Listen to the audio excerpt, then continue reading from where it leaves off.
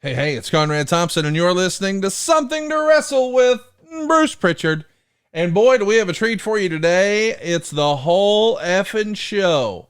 Maybe one of the most thorough examinations of Rob Van Dam that has ever been done. And this is from way back when. We recorded this more than 6 years ago. It was April 20th, 2018.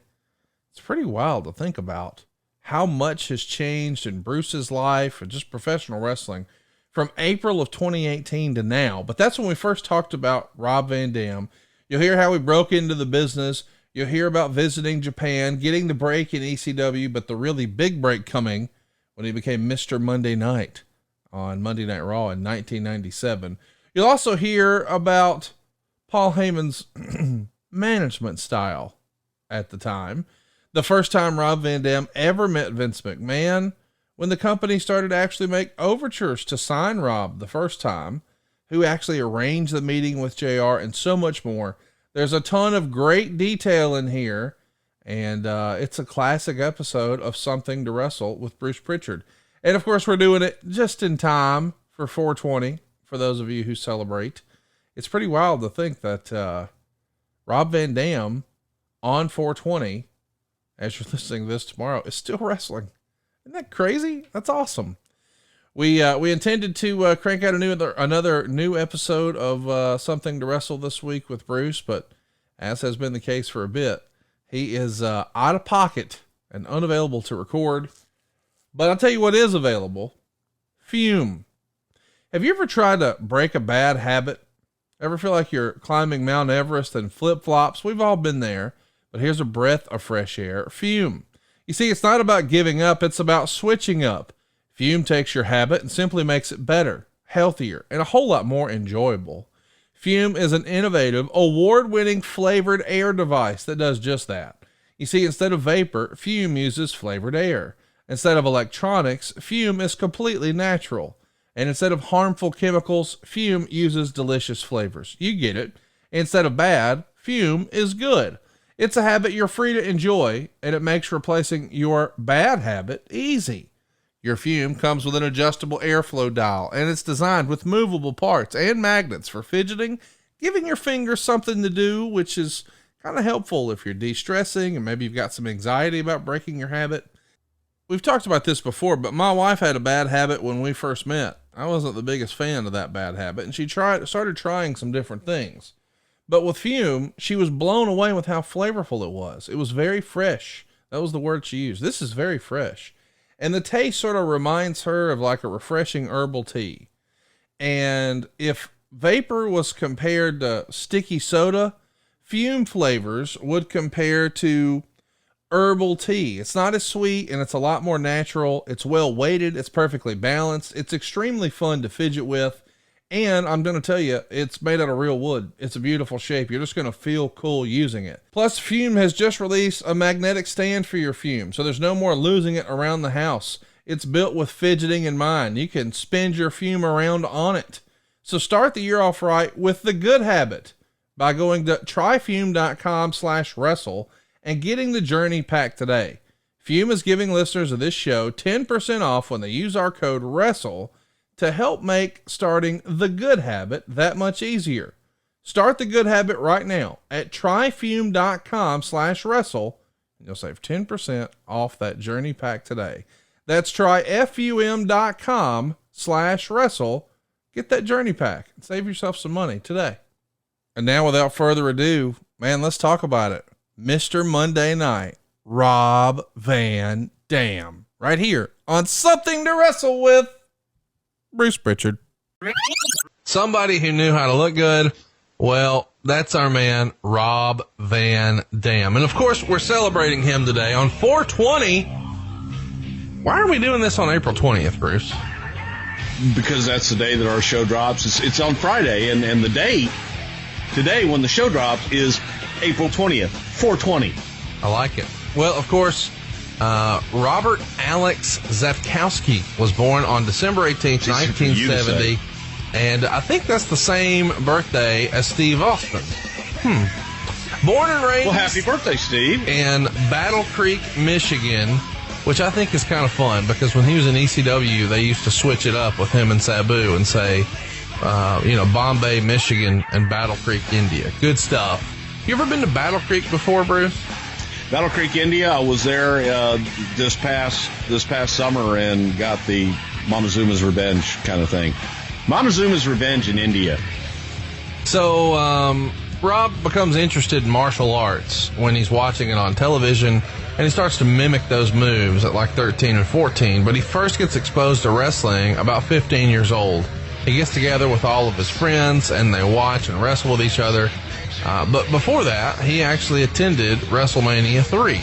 And a friend of his dad worked at Pontiac, and that's where the show was held, of course. So they got like tickets on row 24, and he was a big Jake the Snake fan, and he brought signs, and I mean, he was a super fan. And then sort of famously, and I think a lot of people remember this, they did the Ted DiBiase $1 Million Man skit. What can you tell us about Rob Van Dam and that skit? Rob told me when I first met him, one of the first times that I met him, he goes, I was one of those people that came out of the audience and did one of Ted DiBiase's "Will you do this for money" deal. I was like, really? And he actually did the kiss my feet thing with Ted DiBiase and got paid at a show in Michigan one time. We went back and actually found the footage, and it was Rob Sikowski that was there. So I thought that was pretty damn cool. He was a mega fan. It is cool, and I think that's like 87. Do you think the first time you see him in a WWF ring is 1997 against Jeff Hardy on Raw? But really, it was 87 for this $1 Million Man skit, which is kind of fun. He sort of came up in the business in a different era, almost a different time, and he worked a lot of his first matches with Greg Valentine. And those are two names that I don't think you would think about sort of coming in together. I think a lot of people have heard the story, though, of how Rob sort of got in the business and was trained. What do you remember about Rob getting into the business, or the stories that you've heard? The main stories that I heard about Rob was obviously that he had trained with the original Sheik, Ed Farhat, out of Detroit, Michigan. And the Sheik was the first one that really took an interest in Rob and really taught him how to work in the business. And when I say taught him how to work, the Sheik didn't teach anybody how to work at first. The Sheik taught you to respect the business, and he showed you holds and taught you real wrestling and made you respect the business first, long before he ever smartened you up that the business was a work. Made sure that you were tough enough physically and mentally to be in the business in the first place. And before he decides to actually get into wrestling, he does some tough man contests and finishes second. And he thinks he can do this because he'd been training to kickbox. But then one day, ironically, he has a chance meeting and gets an opportunity to start training with the Sheik in 1989. And that chance meeting happens when he's in a grocery store bagging groceries for a living. And prior to that, he had sort of flirted with the idea of Killer Kowalski, but he wound up with the Sheik. How do you think Rob's career might have been differently had he went to Kowalski's school instead of the Sheik? Well, he'd probably be running the WWE right now if he had gone to Kowalski's school. I was hoping you would say that.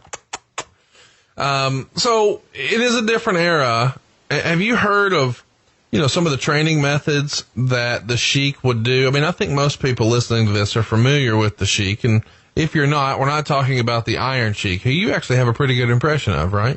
Huck for to be. Maybe I'll bend your back, fuck you in ass, and humble you, Connie, a baby.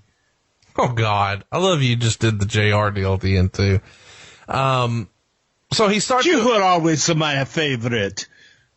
He does like 12 matches in 1990, but he says that, realistically, none of the stuff that we know Rob Van Dam for was taught to him by the Sheik. The Sheik taught him how to tie up, how to put on a headlock, the really basic stuff. But Rob knew early on, man, he wanted to do the high-risk stuff, the high-flying stuff. But it's not like the Sheik's teaching fucking 5-star frog splashes, right? Yeah, I don't think that the Sheik ever got up and off the top rope too much in his career, and there's a reason for that. He didn't have to, and the Sheik was a major attraction. But the important thing that the Sheik taught Rob and Sabu was the fundamentals, and he taught him how to protect himself in the ring and made sure he knew what the hell he was doing in the ring so people couldn't see through what he was doing. So eventually he gets booked in the USWA, and this happens because the Sheik has a relationship with Jerry Lawler, and this is when things start to happen for Rob. The Sheik had named him the Polish Prince, and he had also wrestled as Robbie Z, Rob Zat, a few other silly names. And then one day he meets a promoter from Florida, Mr. Ron Slinker. And Ron Slinker is there to watch his son-in-law, Tex Slazenger, who we know as Midian or Phineas. Do you have any good Ron Slinker stories you can share with us? It's almost like a forgotten name from wrestling. As a matter of fact, I do, because Ron Slinker came through the Houston territory way back when in the 70s. And Tom and I both being in karate, that was Ron's gimmick. He was a karate guy. So we would go back and talk to Ron about karate and about wrestling, and he would always be nice to us and talk to us. But many years later, when we got into the business and were actually working, would kind of meet up with Ron from time to time, and he would always laugh about those two kids from Houston, Texas, the karate kids that ended up, making it in the wrestling business. Ron was always, really nice to us, and he was a nice guy. And like I said, he was the stepfather of one and only Midian. That would be Phineas Godwin. So Ron actually gives him the name Rob Van Dam because he looks a lot like Jean-Claude Van Damme. And I feel like a lot of our younger listeners may not know how big of a fucking deal was Jean-Claude Van Damme in the early 90s. Jean-Claude Van Damme was Chuck Norris probably before Chuck Norris. And I think that if you were to ask people back in the day who was going to be the star and who would be the one with the longevity in Hollywood, people would have chosen Jean-Claude Van Damme over even Chuck Norris. So he was a megastar. He was on the same level as Sylvester Stallone, when people looked at action heroes, and he was a shiznit. At this point, and I think a lot of our listeners have probably seen this, Rob gets an opportunity to wrestle a little bit for WCW as Robbie V. And this happens because Ron is friends with Bill Watts, who's running WCW at the time. And so Rob actually gets an opportunity here to do some enhancement matches against Pat Rose, friend of the show from Chattanooga. I think he has a fishing show named Set the Hook or On the Hook. It's one of those, or Off the Hook. It's a hook fucking fishing show. With Pitt Pitt likes to fash. Pat likes to fish. Pitt likes to fash? Yeah, that's close enough. Is that like fresh paint a coat? Exactly. What's going on with you? Are you all right? You taking your meds? I did. I took them early today. Maybe that's what's going on. Now, here's what's interesting to me. When Rob gets to WCW, Bill Watts says, I don't want you to use the name Van Dam. And Rob thinks that's sort of weird and says, why not? And he says, I don't want you to be confused with someone else. I thought that's hilarious because that's what everything in wrestling is about, is trying to, how many fucking Nature Boys were there? Like, that's what you do. I don't know. Yeah, but at the same time, you want to be the one that everybody else is copying. Right. You don't want to copy everybody. You want to be the innovator, and you want to be the one that creates something that everybody else wants to imitate, not imitating someone. So I agree with that philosophy. Well, not too terribly long after Rob is in WCW, Ole Anderson takes over because Watts is out. And Ole just didn't see the same thing that Bill did. So Rob winds up not signing a contract and just being able to leave. He was working on a sort of nightly deal. And he decides, hey, it's time to hit the independents. And he sort of sharpens his skills a little bit. He only had a run in WCW from like December of 92 to May of 93. And apparently Mike Graham was the guy who would always push him to sign. But Rob would say things like, I forgot it at home, I'll bring it. And I feel like Rob was probably playing a game there just because he knew, especially at that time, man, business is down. If you're going to get in, you need to get in with the WWF. Don't get locked down here, right? I think also just the changeover in bookers from Watts to Ole. It's a completely different philosophy, and both of those guys are old time guys, but Ole for sure wasn't a big fan of the pretty boy, good looking guy. And Rob had a different look. You know, he didn't look like that wrestler type that Ole really would have liked to have. How would you compare a booker like Bill Watts with a booker like Ole Anderson? Well, both guys are pretty similar in that they're both old school guys, and they are in favor of the wrestling. They're not really big on gimmicks. They're not really big on high flying, and they both favor heat over making the audience happy. You know, a lot of the old school guys, it was all about getting heat and leaving heat and building up to the one big match for the babyface to get the blow off. But everything building up to it and all your TV was all about heat. And Watts and Ole were alike in that way. But I do, as much as it pains me to say this, Bill was probably a lot more open to new ideas, and Bill did see the value of youth, and he saw the value of young talent to draw a younger crowd. Ole didn't. Ole felt that, no, you want the older crowd and the steadfast crowd. He's working some independents and runs into Brady Boone, who suggests that Rob's style would work great in Japan. So Brady makes a call, and eventually Rob gets a shot to do a tour with All Japan. And he winds up working there from 93 to 97. And of course, he's working some shots here in the States, especially for ECW. But Rob would probably say that he really put everything together with the Rob Van Dam character and sort of honed his style as Rob Van Dam that we know while he was in Japan. What do you think of a guy sort of, I mean, this feels like almost like the old Warriors code from centuries ago, where really if you're going to sort of become a badass, you have to go to another land, a faraway land, and then come back. What do you think of guys who go to Japan and really sort of put it all together, whether it's Rob Van Dam or AJ Styles? I mean, AJ Styles is the most recent example where he's working with TNA, really not serious interest from WWE from a financial standpoint.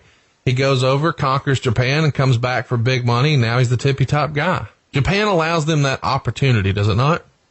It does, and it allows guys maybe with not the biggest personalities and that aren't that flamboyant here in the States and aren't able to get over to go get over with their in-ring skills in Japan, because they don't speak the language. They don't have to. However, if they can tell a story and they can perform in between bell time, then they're going to do very well in Japan. So it's a different style. It's a completely different philosophy for a guy like Rob Van Dam, who didn't have the biggest personality per se, especially at this time when he's young in the business and he's still developing.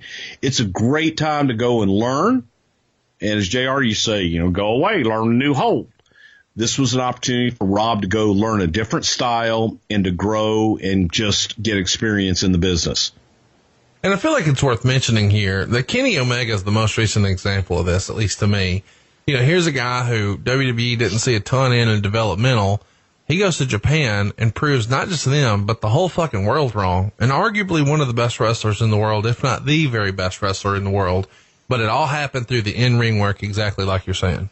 But you know what? Yeah, here's funny. I'm going to go off on a Kenny Omega tirade here for a second. I saw some early Kenny Omega stuff that he did, that he produced himself, that was complete ha-ha and just complete bullshit. And I found it some of the most entertaining stuff I have ever seen in my life. And that, when I saw the old stuff of Kenny Omega just goofing around, and it was a thing on a boat and in and out of a house, I went, wow, this guy's got personality. And I watch the Bullet Club stuff with the Young Bucks and Kenny Omega and Cody. Highly entertaining. So for people, when I hear that, well, Kenny Omega didn't have a whole lot of personality, that son of a bitch has a shitload of personality. And I think that he would do really well here in the States. But it was his ring work and it was him getting over somewhere else that got everybody's attention over here. But eventually, Rob is in Japan and he starts to realize that you gotta fucking kick these dudes for real.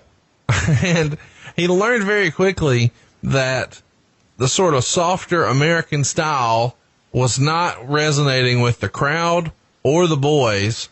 And so they had to really start kicking the shit out of each other. And that goes back to the Sheik, who taught him to be stiff. But it's another level in Japan sometimes. Going back to like Kawada and guys like that who would just kick the fuck out of each other. It sort of smarten us up. Why is that? I mean, I always sort of thought the gimmick with wrestling is it's supposed to look like it hurts, but then it doesn't. But then over there, and you see that influence everywhere. I mean, even 15 years ago, Low-Ki was kicking the shit out of dudes.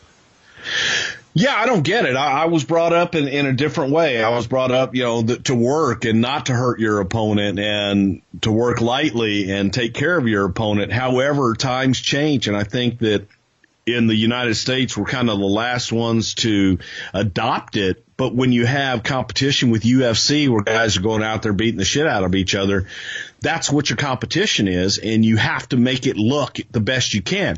When you would go to Japan or you would go to Otto Vahn's in Germany, a lot of times the foreign talent coming in to their country, they would be tested. Let's see how tough they are. Let's see if they can take it. And they would put them in the ring and beat the shit out of them to see if they're going to come back, see if they're going to actually fight back. And that would tell them in Japan what kind of character they have. Well, this guy's got it. He's tough. He's not going to take any shit from anybody. And that helps get you over with the office and with the boys and then with the crowd. Of course, he befriends Sabu, and Sabu's trying to get him into ECW. So around January of 96, Sabu is really trying to pressure Paul Heyman to bring in Rob. And every week when they see each other, he says, "Did Paul call you?" And Rob says, "No, he has not." Rob at the time was still working in Japan, of course, running some shots in the Carolinas and doing well for himself. And when the Paul Heyman call finally happens, it's, "Hey, we're going to give you a few $100 to come in and put over Mikey Whipwreck." And Rob doesn't want to do that. So they want to book an angle for him instead, just to appease Sabu, but Paul wants to take a look at him. So he puts him in the ring with Axel Rotten. And this is his first time wrestling in front of the ECW arena. And that's a bloodthirsty crowd. And Rob admits he'd never seen anything like that in his entire career up to that point.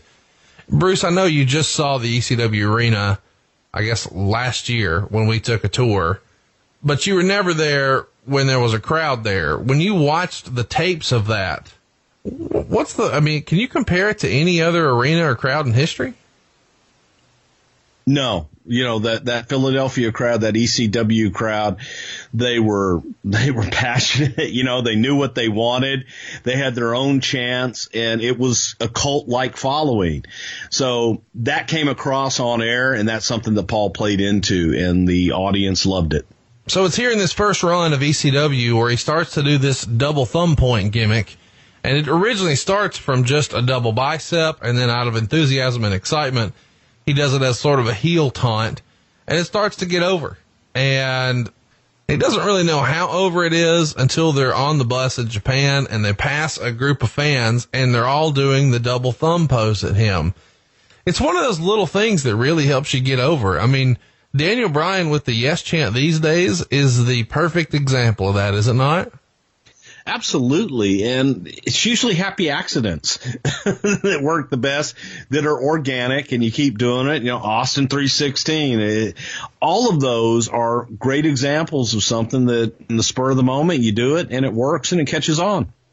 One of the more, I guess, iconic things that Rob was doing at the time was his finishing move, which in ECW, you got to remember, everything goes, the Van Daminator. And to remind you, if you haven't seen this or you didn't know that's what it's called, the Van Daminator is he throws a chair at you, and to keep it from hitting you in the face, you catch it, and then he immediately kicks it in your fucking face. Bruce, what'd you think of the Van Daminator the first time you saw it? Hated it the first time I saw it. I thought it was dangerous, but then, after a while you watch and you go, okay, well, the guy that's got the chair, he's pretty much controlling it. So after a while, I watch it and go, okay, that's pretty damn cool, as a matter of fact. But it's hard, you can't do that anywhere else but ECW, really. Of course, Rob was involved in this ECW WWF cross-pollination project that you guys were doing in 97. And he even appears on Raw wrestling a very young Jeff Hardy, and Rob gets the win and was what was effectively a squash match. And around this same time, he was having some problems in ECW. He felt like he had been slighted and not showcased enough, to the point that he wasn't even originally scheduled to compete on Barely Legal, but Chris Candido was injured. And so all of a sudden, Rob Van Dam had an opportunity to fill in and dub himself Mr. Monday Night and really get over with the crowd. When you guys first saw Rob Van Dam in the WWF working with Jeff Hardy, did you imagine that there was something there? Did you know that Rob had it? Or when did you first realize maybe we can do something with him? People are into him, or he has something. I'll tell you, the first time that I saw Rob Van Dam was actually with Dory Funk Jr. long before he was even in ECW, right about the time that he was going to WCW. And Rob Van Dam does the Van Dam split, where he takes two chairs, or the Van Dam deadlift, and he takes two chairs and does the splits and then lifts a barbell in between. Extremely difficult to do and extremely impressive when you see somebody do it. And I'd seen Rob and I always thought, you know, he had a unique look and he just had a different style. So watching Rob from day one, thought that he was special and thought he was somebody that could come into the WWE and have a big niche following. So, of course, this starts a little bit of a feud.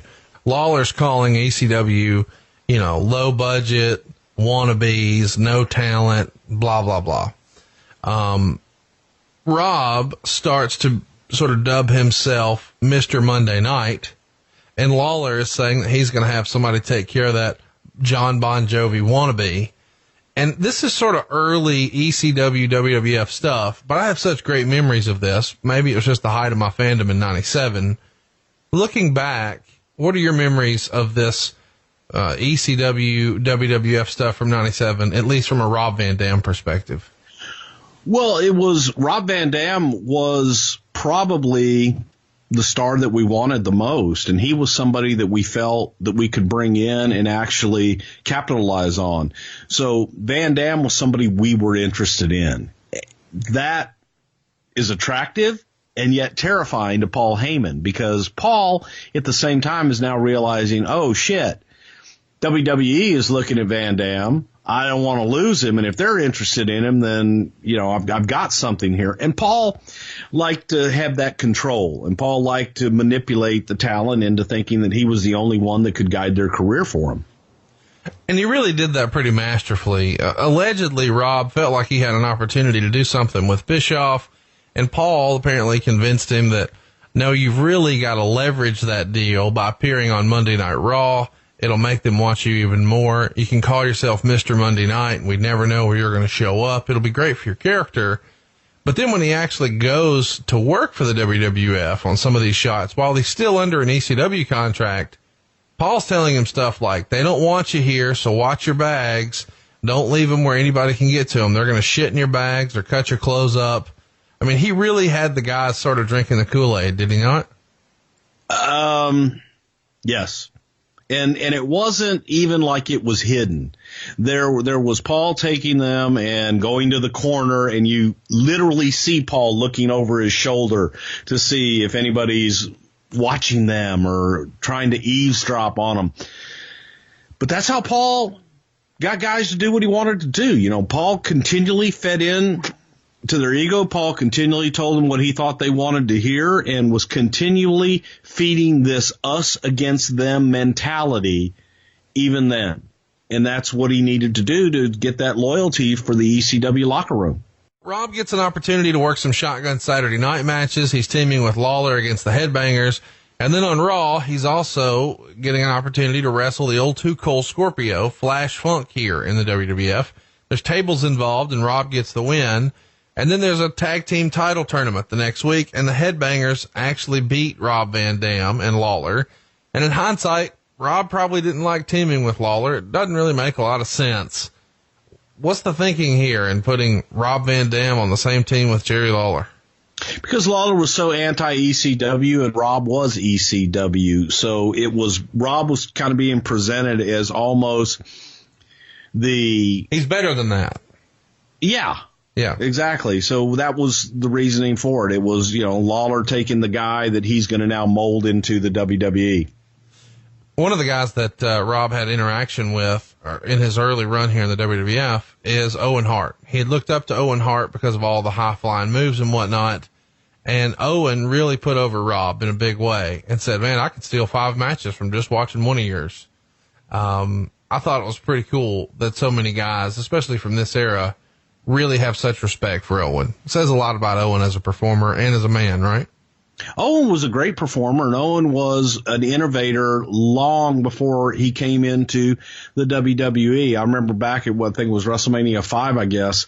But Owen Hart in Germany and Japan, people were talking about Owen's moves then being things that they had never, ever seen before. So Owen Hart to the boys, especially young talent, they looked at Owen, and Owen always strived to be different and to innovate versus imitate. One of the things that happened pretty early in the run is Paul Heyman is constantly saying, if you're uncomfortable with anything, just say the word and we'll go. Sort of insinuating Rob didn't have to do anything that he didn't want to for the WWF. And Rob felt like it was his mission to sort of help get ECW over. And one of the early matches that were proposed were that the Road Dogg Jesse James would go over Rob Van Dam. And this is a different time, of course. And Rob said something like, hey, if we're doing jobs here, how does this help the company? And Paulie said, hey, if you want to leave, we'll leave. So they decide to leave, but they go talk to Vince McMahon first. And that's the first time Vince meets Rob. And Vince says something to the effect of, I plan on you staying here in the WWF or else I wouldn't put your face on TV. And I see you as a baby face. Do you remember this first meeting with Vince and Rob Van Dam? Sure I do, because Paul was stirring everything up, and Paul was trying to get these guys. It wasn't that the boys didn't want to do a job. It was Paul didn't want them to do a job. And it was Paul feeling that if they did a job on RTV, that would hurt ECW. The fact that we're putting them on TV and doing something with them helps ECW by the exposure alone. And there were stories to it. And as Vince said, I wouldn't put you on TV if I didn't have plans for you wanting to do something with you. Well, and one of the things I read in my research that I sort of found hard to believe is you guys were actually planning to take this ECW WWF stuff a step further, allegedly, according to the rumor and innuendo. At SummerSlam 1997, a Rob Van Dam and Sabu tag team was proposed to take on Tommy Dreamer and Sandman. That's right, at SummerSlam 97. Now, obviously that didn't happen, but according to the legend, it didn't happen because Rob sort of didn't want to do the job for Jesse James, and plans change, as they say, and that relationship sort of falls apart. Why did the relationship sort of come apart at the seams in 97 with ECW from an on-air standpoint? For that reason, that Paul, I think Paul got people so stirred up that, they didn't want to do jobs, and they didn't want to. It's fine telling a story as long as I win. But when I lose, I don't want to tell the story anymore. I want to be on your TV as long as I win. And that just doesn't work, because to tell a story, you have to have winners and losers. And that's why it fell apart. And if there was going to be a debate over that every single time, Vince didn't want to deal with it. So did you ever have a conversation with anybody about a proposed ECW match at SummerSlam 97, or is that just a bullshit deal? I think that's just people talking and saying, it's probably Dave Meltzer sitting there going, I know what they're going to do. They're going to have a tag team match. But that was never on the books, and that wasn't something. If anything, we would have had ECW guys against WWE guys. He winds up staying in ECW, has an incredible run with the ECW title for hundreds and hundreds and hundreds of days. Over a year, well over a year. He wins the tag titles a couple of times with Sabu. And then eventually in late 2000, Rob is looking for somewhere to land because the checks aren't coming in. And he feels like the longer he's here, the bigger hole he's going to be dug. He's still getting his guarantee, but he's not getting pay-per-view bonuses. He's not getting merchandise payments.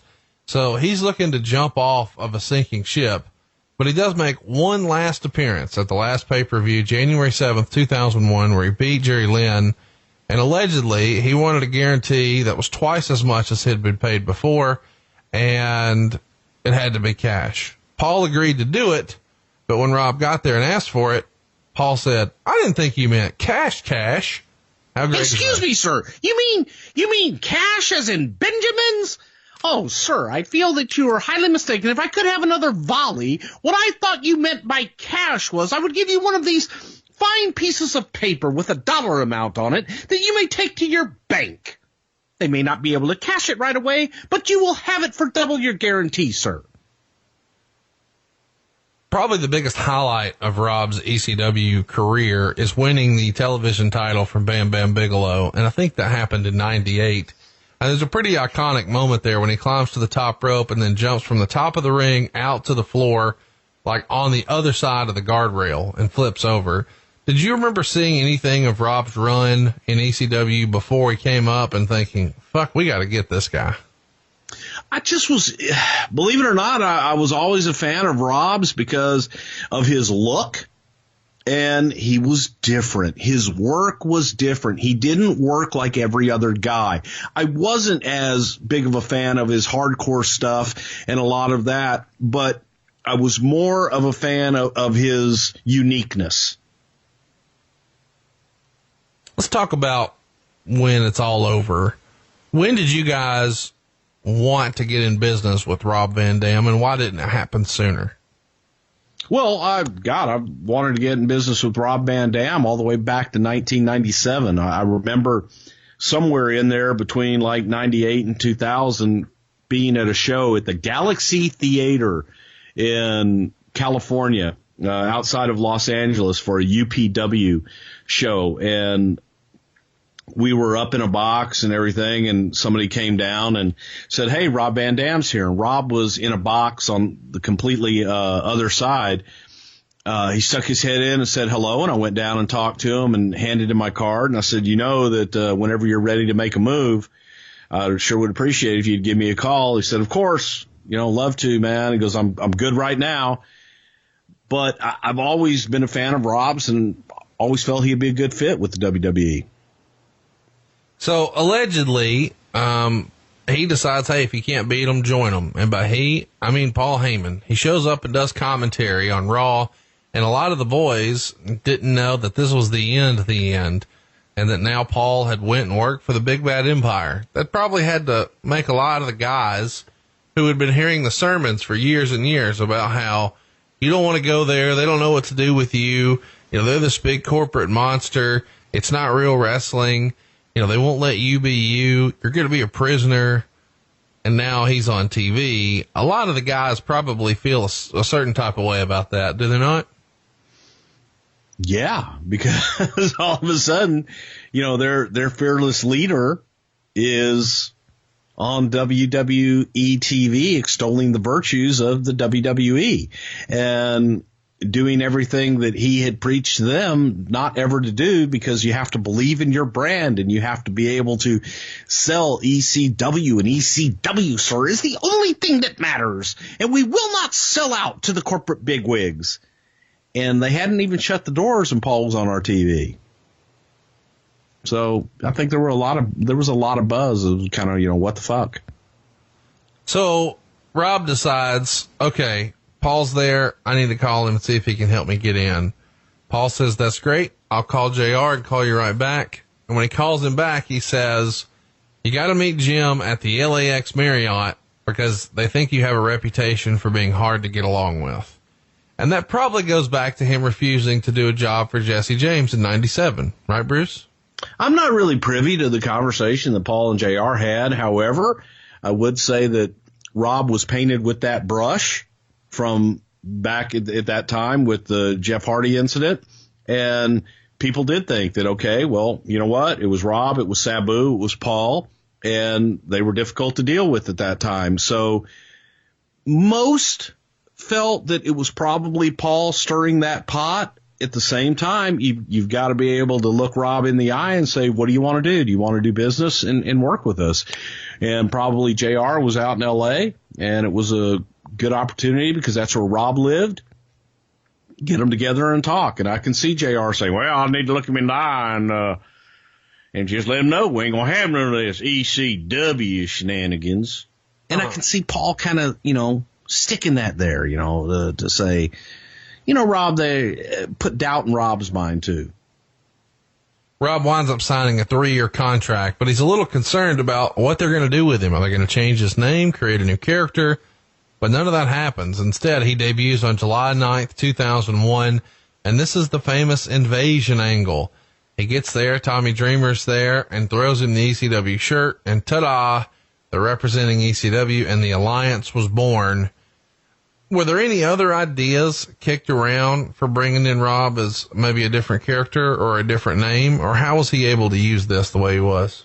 No, timing was right. Timing was right because of the invasion. We realized that we needed, first of all, we needed the ECW guys. We needed more people with name recognition. We didn't get that from WCW. The big names were still under their AOL Time Warner contracts. Rob Van Dam being available, to us, that was the biggest ECW name that was available out there. So keep his name, keep his persona, and paint him with that ECW brush that we were trying to paint. So, no, we wanted to bring in Rob Van Dam. Now, of course, the ECW locker room is a lot different than the WWF backstage area, the whole situation. And Rob admits that he never really got used to the way ECW compared to the WWF. He was never really comfortable with the WWF because a lot of times they've got a call time of like 1 o'clock and the show doesn't actually go on the air until 8. So you've got like this whole day here, and that was really not the way it happened in ECW. What do you think is the other biggest difference between the two locker rooms? Probably not having to piss in a bucket. Structure. People having to be responsible for their actions, a lot. I mean, the rumor, and that's strictly going on rumor and innuendo. The pissing in the bucket is something I did witness at my one and only ECW show that I ever went to, but it was completely different. There was structure to it, and you had to be on time. You had to do certain things. There were certain things that were expected of you. And it's funny when people say, I got to get there at 1 o'clock. The reason you have to get there at 1 o'clock is there's a lot of other things that are going on besides your one match. The .com may need you. Production may need you. There's pre-tapes to be done. There's a lot of things that need to get done throughout the day. And if you're searching for people or having to adjust the schedule for one person or two people, it makes it difficult. So you've got a lot of production stuff to do, and we need everybody there on time. So let's talk about his early run here, because he's on the July 17th SmackDown teaming up with Billy Kidman to defeat X-Pac and Jeff Hardy. And a few days later, it's the Invasion pay-per-view in Cleveland, and he has a barn burner of a match with Jeff Hardy, and he actually wins the hardcore title. So you guys are pushing him and featuring him right away. Tell me what the feeling on Rob is when he comes in and is immediately met with a big push and a huge pay-per-view match with Jeff Hardy. Well, looking at the group of talent coming in, here's a young, good-looking guy with a lot of talent in Rob Van Dam, and wanted to do something with him. Vince liked him, and just, let's start him and let's introduce him to our audience, and let's build him from there. So it was Vince's way of an introduction and see what we've got from here. So let's talk about that match, the Invasion pay-per-view. It's something that people still talk about to this day. What did you think of this Rob and Jeff Hardy match here? Well, I'm not a big fan of hardcore matches, but I think that when you do it well and it is something that you get that holy shit moment in there, both Jeff Hardy and Rob Van Dam, they put everything on the line every time they go in the ring. So it was two young guys going out fighting to get over, and you felt it and you saw it, and it was pretty damn incredible, if you ask me. Is it fair to say that the hardcore title was always sort of positioned as sort of a joke, a funny ha-ha belt, except when Rob had it? It felt like when Rob had it, he was just working ECW matches. The next night on Raw, he beat Matt Hardy in a hardcore match, and he sandwiched him inside of a ladder, and then 5-star frog splashed the ladder. I mean, that's some stuff he would have done in ECW. And I feel like some of the other times it was more funny ha-ha. No, I don't think it was really funny, haha. I think that it was, God, we introduced it with Mick Foley in a whole angle with Stone Cold Steve Austin. So it was something that was different, and it was a way to be able to have those type of matches and make those matches mean something if you're fighting for a championship versus just having a hardcore match to have a hardcore match. He works Raw in Philadelphia against Tajiri, which is pretty cool. And the next day he's on Heat, and he beat Jerry Lynn. And Jerry Lynn's probably his most famous, opponent from the ECW days. They had a series of incredible matches. Did you ever see any of those matches from ECW with Jerry Lynn and Rob Van Dam? What did you think of those? Well, I just saw a lot of Jerry Lynn and Rob Van Dam, and Jerry Lynn is another one of those guys. I go back to my days at Global Championship Wrestling, which was my first exposure to Jerry Lynn. And he was in an issue with the 1-2-3 Kid, who was the Kamikaze Kid back in the day. And I sat there in awe watching Jerry Lynn work. He was so damn smooth, so damn good, and so believable. The stuff that he did with Rob, they had a natural rivalry. They had a natural rhythm in the ring. And you believed everything that they did in the ring. So it was good. I dare say it was great. And I wish that Jerry Lynn, I wish there was a place for Jerry Lynn, either the WWE Performance Center. I think he's a great teacher. I didn't think he was a great agent, but I do think he's a great teacher and teaching guys what to do. And, he's absolutely tremendous in the ring. But the marriage of Rob Van Dam and Jerry Lynn just worked. I mean, they worked in perfect harmony. So he's defending the hardcore title on house shows through late July and mid-August, working with guys like Test, Edge, Kane, and Jeff Hardy. And then he goes to a no contest with Kurt Angle on the August 13th Raw. And around this time, he starts to get a reputation for being reckless. And it happens because a lot of the guys start coming back through the curtain, busted open.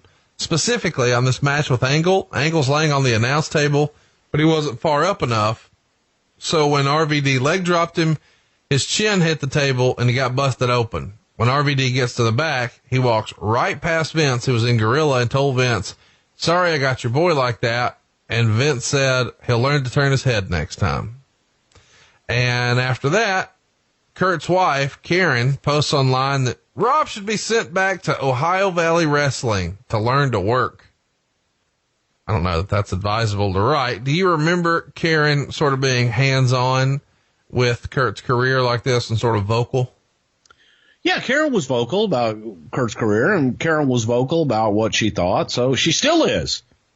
Bless her little heart. Okay, cool. So we're not going to get anything there. Let's talk a little bit. Well, no, I mean, she was. That's all there is. But, as far as Rob being reckless, I think that Rob was snug. He was definitely snug in the ring, and guys, did come back and go, good God, man. But here's the thing.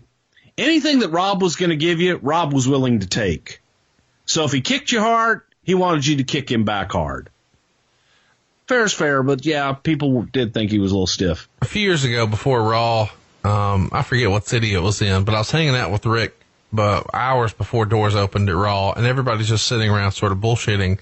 And Mark Henry's hanging out, and one of the young guys who's fresh on the main roster comes up, and he's really excited that he's here, and he's going to be on Raw, and he's working with Rob Van Dam, and he's gone on to great success in the WWE. And so Mark Henry's trying to sort of give him some advice, coach him up. And he says, "Who are you working with tonight?" And he says, "RVD." And Mark Henry says, "Oh, man, get your motherfucking hands up." Good advice. Good stuff. That's good advice, man. Get the damn hands up. So around this time, Rob starts to believe that the politics are sort of driving him nuts and it's ruining his wrestling experience with the WWF. And some of this is because he's got JR in one ear and Paul in the other. And he feels like he's sort of being pulled in two different directions here and given different advice from two different guys. Does that seem like a familiar situation with those two characters, Paul and JR? I could definitely see it. Absolutely. Because I could see Paul going in and it's kind of like the devil on one shoulder and the angel on the other shoulder. In this case, I don't know which one's the angel and which one's the devil. However, I could definitely see Paul tell him, allow me to help you guide your career, sir. And you need to do this. And they said that. And this, that, and the other thing. And then I can see JR coming on the other side, letting him know, hey, man, I'm looking out for you there, boy. I got your best interest at heart. Don't you forget that. So, yeah, I could see that happening with those two, definitely, and Paul especially. Eventually, Rob loses the 24/7 rule is the way he loses the hardcore title. He's actually wrestling Kurt Angle, but several people get involved, and Jeff Hardy actually comes away victorious. So in a match he had with Kurt Angle, Jeff Hardy's the champion. Let's fast forward to SummerSlam. It goes down August 19th, 2001 in San Jose. And we've got RVD beating Jeff in a ladder match to regain the hardcore title. And Wade Keller says they went 16 minutes and 33 seconds. He gave it 3.5 stars. I thought it was a pretty good match. Lots of crazy bumps. They're pulling out all the stops, sunset flips off the top of a ladder and other silliness. What'd you think of this match?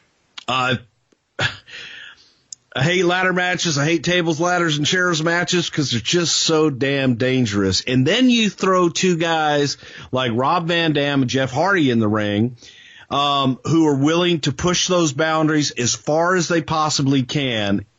And I just hate seeing guys get hurt. But they threw caution to the wind, and they went out there and they kicked each other's ass. It looked real. You know why? Because it was real. And Jeff and Rob, man, they put their bodies on the line out there, and it was a damn incredible match. It's one of those afterwards that you just want to go up to them and hug them and say, are you okay? Well, they were okay because they do a rematch 2 days later on SmackDown, and it's a pretty famous spot here. The match ends when RVD's on a table outside of the ring. Jeff climbs to the top of a very tall ladder and tries to do a swanton, but Rob moves and Jeff crashes through the table. Pretty memorable spot here, and it's a hell of a thing to be doing 2 days after a ladder match at SummerSlam, is it not? Absolutely, because they were already beat up from a ladder match and they're already hurting. So I hated putting them out there again and putting them in that position, but we did, and got nobody to blame but myself. And yeah, them busting their ass, man. And they continued to want to one up their last performance every time they went out there. So let's talk a little bit about, I guess, and this is something that we're going to have to talk about. Politics in the WWF has always been sort of Rob's chief issue.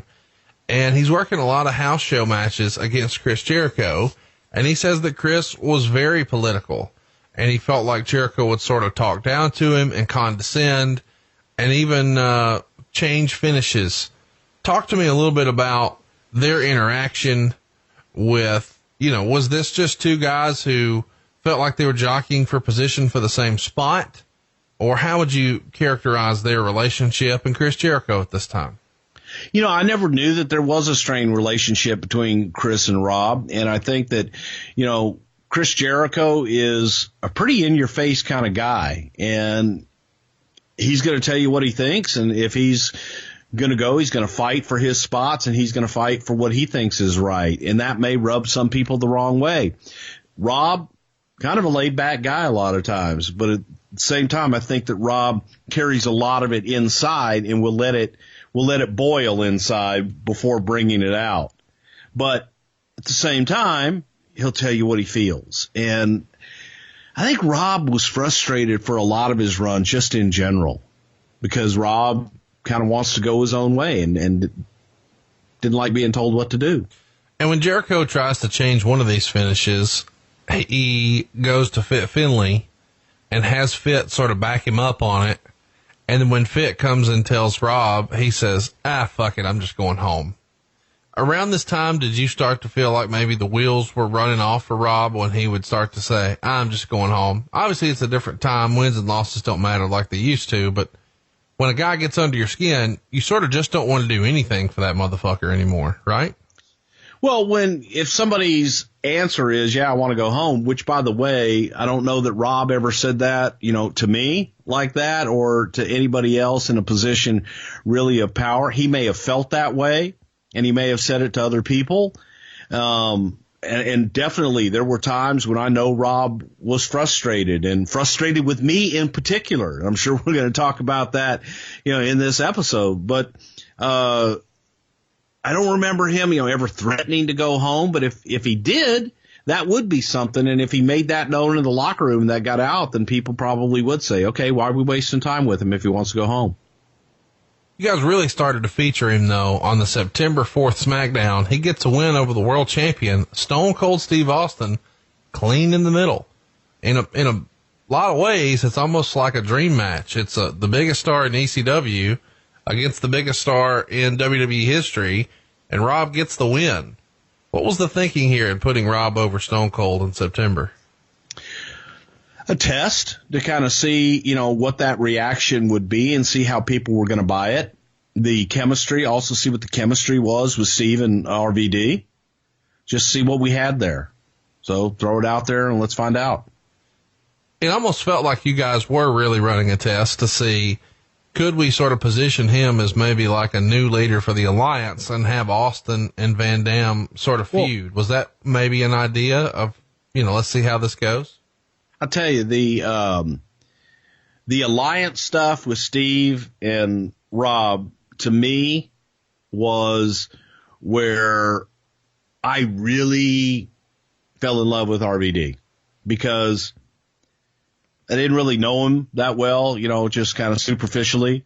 However, when we were doing stuff with Steve and Steve was doing the stuff with his watch and doing the what and listening to his watch and everything, we're shooting, and I'm telling Rob, just act natural, just react and play with it. Because I wasn't a big one for scripts, as Brian Gewirtz would tell you.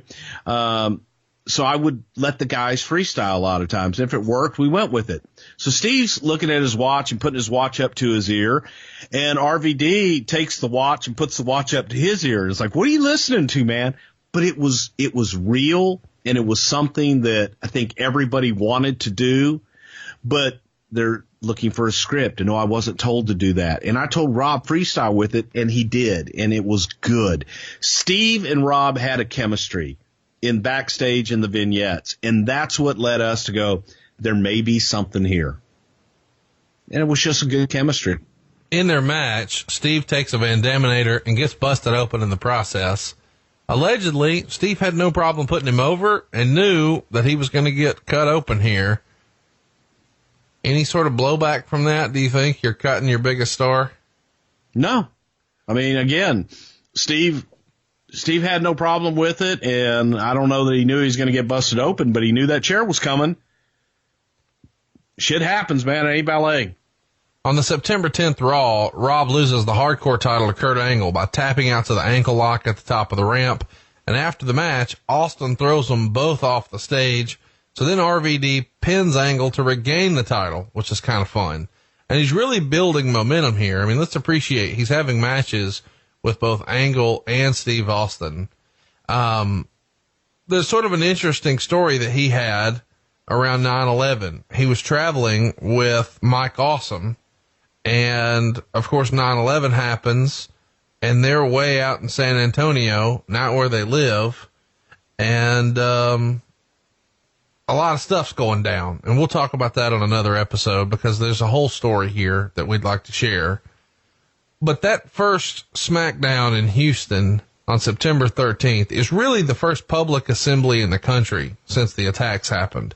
And on that match, or on that night, Rob beat Spike Dudley.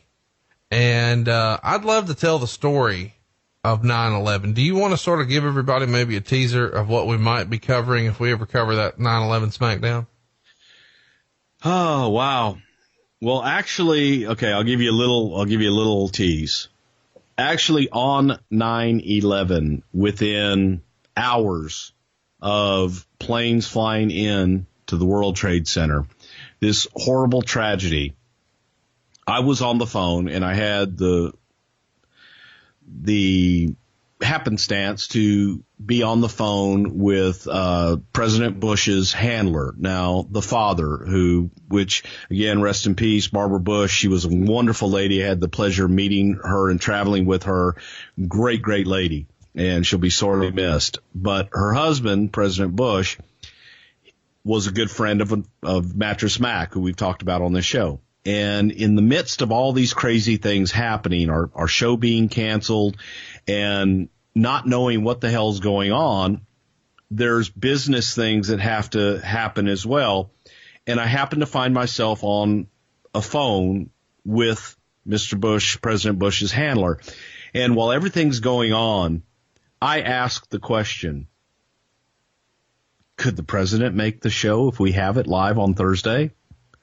And if you guys would ever vote for that, I'll tell you what happened after that. The handler's reaction, Vince McMahon's reaction, Stephanie's reaction, and what actually happened that day. But 9/11 was a horrible tragedy in America, and to me, that day was so damn personal. But we were able to pull off the first public assembly in the United States in Houston 2 days later, and we got the blessing from the White House to, okay, you know what, let's go ahead and do this. We got the blessing from everyone in Houston that they were willing to do it and accept the responsibility. We had shitloads of security, and the hoops that we had to jump through to actually have that event take place was magnificent in and of itself. But it's one of those, where were you when that happened? And I was in Vince McMahon's room, and we watched the second plane hit together live.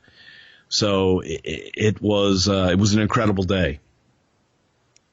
Well, not long after this, they start to tease an on-screen romance with Rob Van Dam and Stephanie McMahon Helmsley, who is the on-screen owner of ECW and in storyline married to Triple H. At this time, Trips is out with a torn quad, but they're not yet married in real life. This feels like a Vince McMahon idea. Who came up with Rob Van Dam being in a romantic relationship with Stephanie?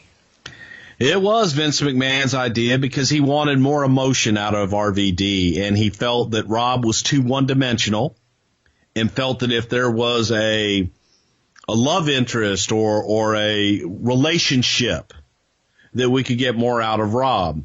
So it was up to me to make that pitch. So the pitch happens, and Rob at the time was married, and he himself would say he had an insecure wife who was giving him shit anytime an attractive woman was even nearby. So now that there's going to be some sort of romance on TV while she's not there, maybe that's not the best idea. And allegedly he shares that with you, and you say, oh, that's good. I didn't know. I mean, I don't know unless you tell me. So if you tell me what you're comfortable with or not tell me, that's the difference. So now that I know what you're comfortable with, I know we have something we can work with. We'll figure it out. So he gets to the building the next week, and Brian gives him the script, and it's the exact same thing. And it even goes a little further than what he was told it would be at first. I'll let you take the story from here, Bruce. Oh, well, the story goes, Rob wanted to kill me. Rob wanted to do the famous pick a hand with me and knock my head off. But the story that has never been told on the other side of that was I did go back and share Rob's concerns, because when you go to a talent, you ask them, okay, do you have any problems with this angle or this story that we're going to tell? And Rob had concerns. He didn't want to do it. In his real life situation, he didn't feel comfortable doing it. He didn't want to do it. And I made that known. Vince's reaction to that was, we make movies, damn it. This is make-believe, and he's an actor. He's goddamn it, he's portraying a character, and it's not real. Well, that's tough to explain to the significant other on the other side that's sitting at home that has seen their real-life husband on a, quote, reality-type television show interacting with another female. And it's, again, when you mix reality and fantasy, it's a tough mixture. But I had brought it up, and Vince was going to talk to Rob about it. However, Brian got to Rob before Vince got to Rob and before I got to Rob. And so allegedly, when he sees this, he takes great offense and feels like you guys are just trying to fuck with him. And he says something to Brian like, who do I have to smack across the face? Is it you? And allegedly, Brian can't wait to say, no, this is Bruce's. Hell yeah, he said no. This is Bruce's. And Rob says, well, where's he at? Talking about you. And Brian said, please don't smack Bruce. And Rob again says, where's he at? And allegedly, he says he's going to come find you and say, pick a hand. And sort of the backstory on that is once upon a time, Taz, who was a locker room tough guy, and everybody knew that, allegedly had a little bit of a skirmish with Rob Van Dam, and Rob said, pick a hand. And when he did or didn't, he slapped the shit out of Taz, and they were cool after that. It sort of just hit the reset button on the relationship, and there was mutual respect. Well, allegedly, he's looking for you here because he's told you he doesn't want to do this. You said you'd take care of it, and now it's still happening, and it's worse. So he wants to play pick a hand. Did you see him that day?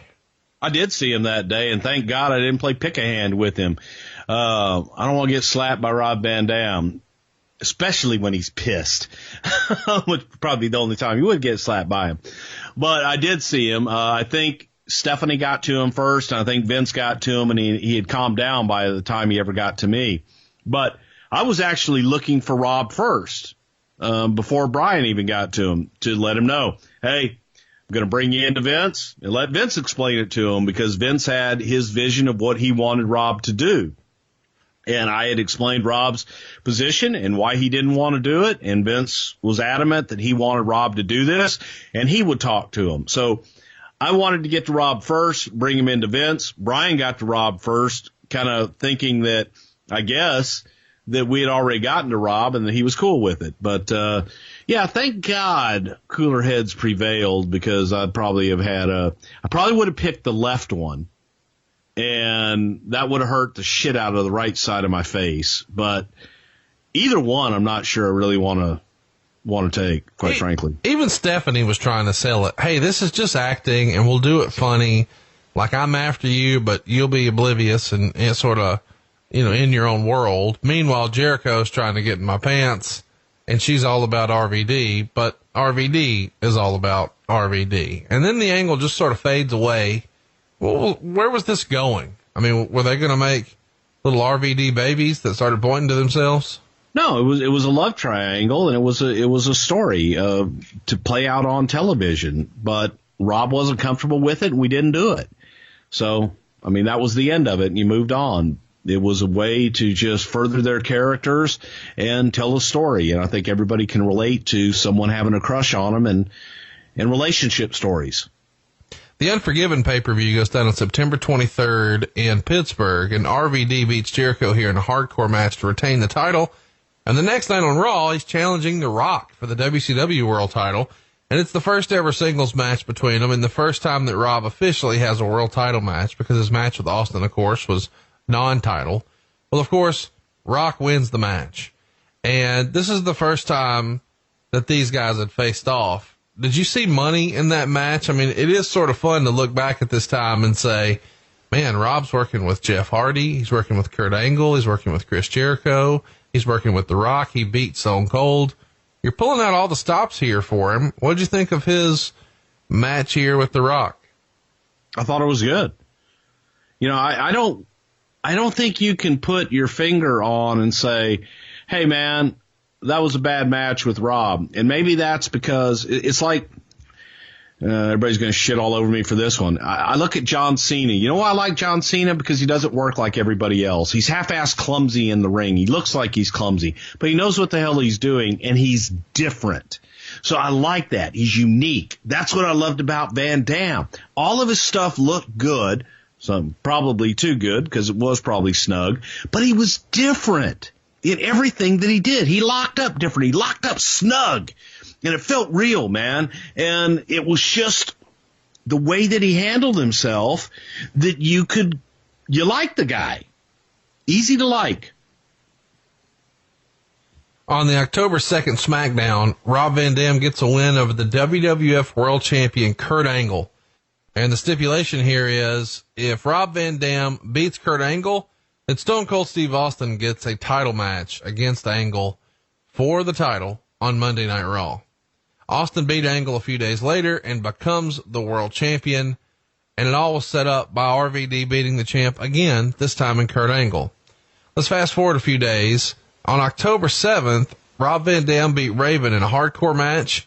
And I bring this up because allegedly after the match, Raven sort of corners Rob and say, "Why'd you hit me with the seam of the trash can?" And RVD allegedly says, "Oh, they have seams?" How great is that? Yeah, well, I can see that too. The October 15th Raw, he's again challenging The Rock for the WCW title, and he wins when Stephanie gets involved. What did The Rock think of working with Rob Van Dam? As far as I know, I think The Rock enjoyed working with Van Dam because he was fun to work with. You know, if you like that style. And I think Rock, their styles kind of meshed, and they had good matches. Hey, speaking of The Rock, when I was at Foley's show the other night, there's a guy in the crowd who's, they're doing a Q&A portion, and the guy stands up and says, "I just want to let you know you're my favorite wrestler of all time." And of course, Foley thanks him and says, "Hypothetically, what would you say if The Rock were sitting here instead of me?" And everybody sort of laughs. And the guy, who's a listener, says, "Oh, definitely top five, which I thought was funny. Let's talk a little bit about the reactions that Rob is getting during this time. Arguably in his match with The Rock, he's getting as many or maybe more cheers than The Rock. Was there ever any consideration with making him the guy here? Because it feels like you're almost there. He's working with The Rock. He's beat Austin. He's beat Angle. Was there ever consideration in late 01 to just saying, fuck it, we got to just try this? Paul Heyman made that. And again, this may be a situation of, as I've stated before, where someone in your corner can work to your detriment. And Paul was in Rob's corner a lot, maybe to his detriment sometimes, saying, Rob Van Dam is the only one that can carry this company. We need to do something new with Rob Van Dam. So to that extent, it may have hurt Rob's chances more than helped them sometimes when Paul would get on Vince's nerves. We did discuss it, and we did look at Rob as potentially being that guy. Timing, Vince wanted to get him over more. Vince felt that he needed more time. Didn't feel he was over yet. All right, time out. We got to talk about our sponsor today. Of course, it's Blue Chew. If you haven't tried it already, what are you waiting for? It really works. It's really awesome, and that's the reason we want you to try them. They're day one sponsors of our show here, and it really means a lot when you support our sponsors. But with Blue Chew, it's never been more fun to support our sponsor. That's what Blue Chew represents to me, fun.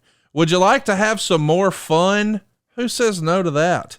Blue Chew delivers you the same active ingredients as Viagra, Cialis, and Levitra, but in chewable form and at a fraction of the cost.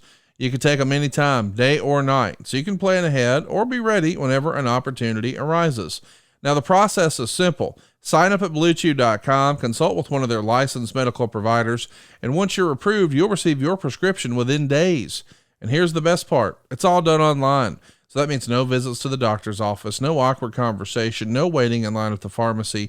And Blue Chew's tablets are made in the USA, prepared and shipped directly to your door, all in a discreet package. Hey, and real deal, guys. We know what we're talking about. We've all heard the analogy before. Pizza's a lot like sex. Even when it's bad, it's pretty good. And we all remember the worst pizza we've had. And we've all had some pretty bad pizza. It was just less than ideal. But do you remember your favorite pizza? Do you remember really enjoying pizza? Do you remember saying, man, this is the best pizza I've ever had? Well, why would you just have bad pizza if you could have great pizza? Why would you just have average pizza when you could have the best pizza you ever had? Do that with Blue Chew. That's what we're talking about. If you've already got your partner lined up, man, why wouldn't y'all want to have more fun? That's what it is. That's what Blue Chew's here to do. They're here to help you have better sex. Discover your options at BlueChew.com. Chew it and do it. Not only better sex, but more of it. Because here's a spoiler.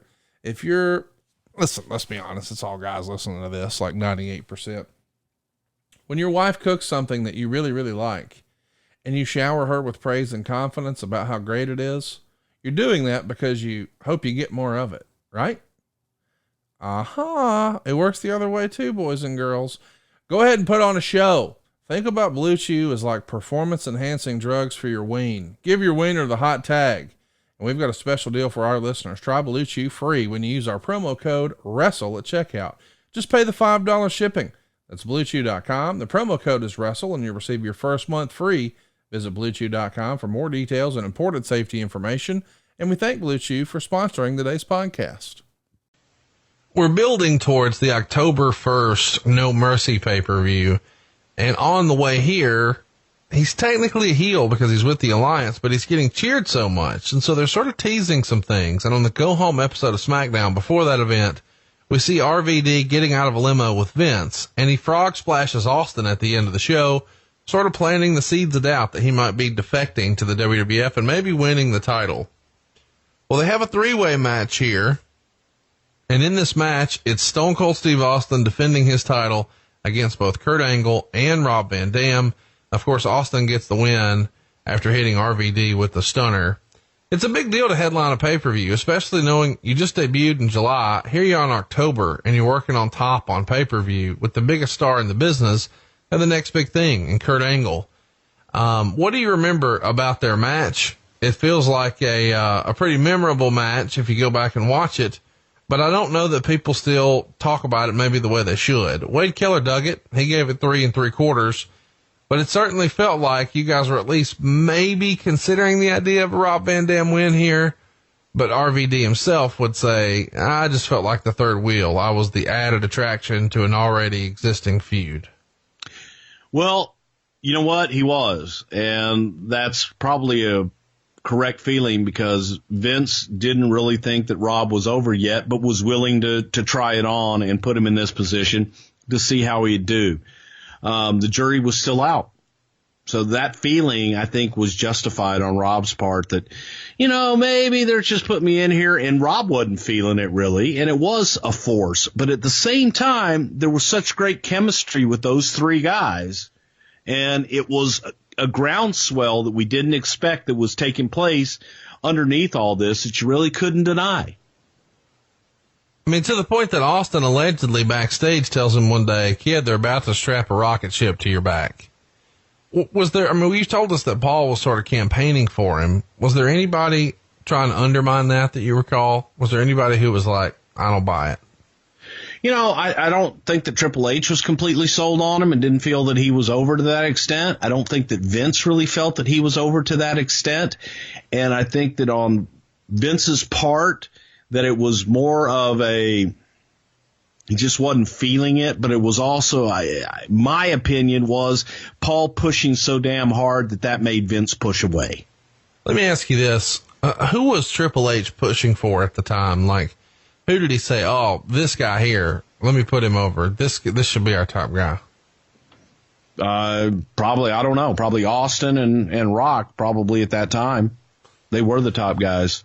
It just feels funny to me that, first of all, I appreciate you saying that because I didn't expect you to say it. But the narrative online has always been Triple H fucking held Rob Van Dam back.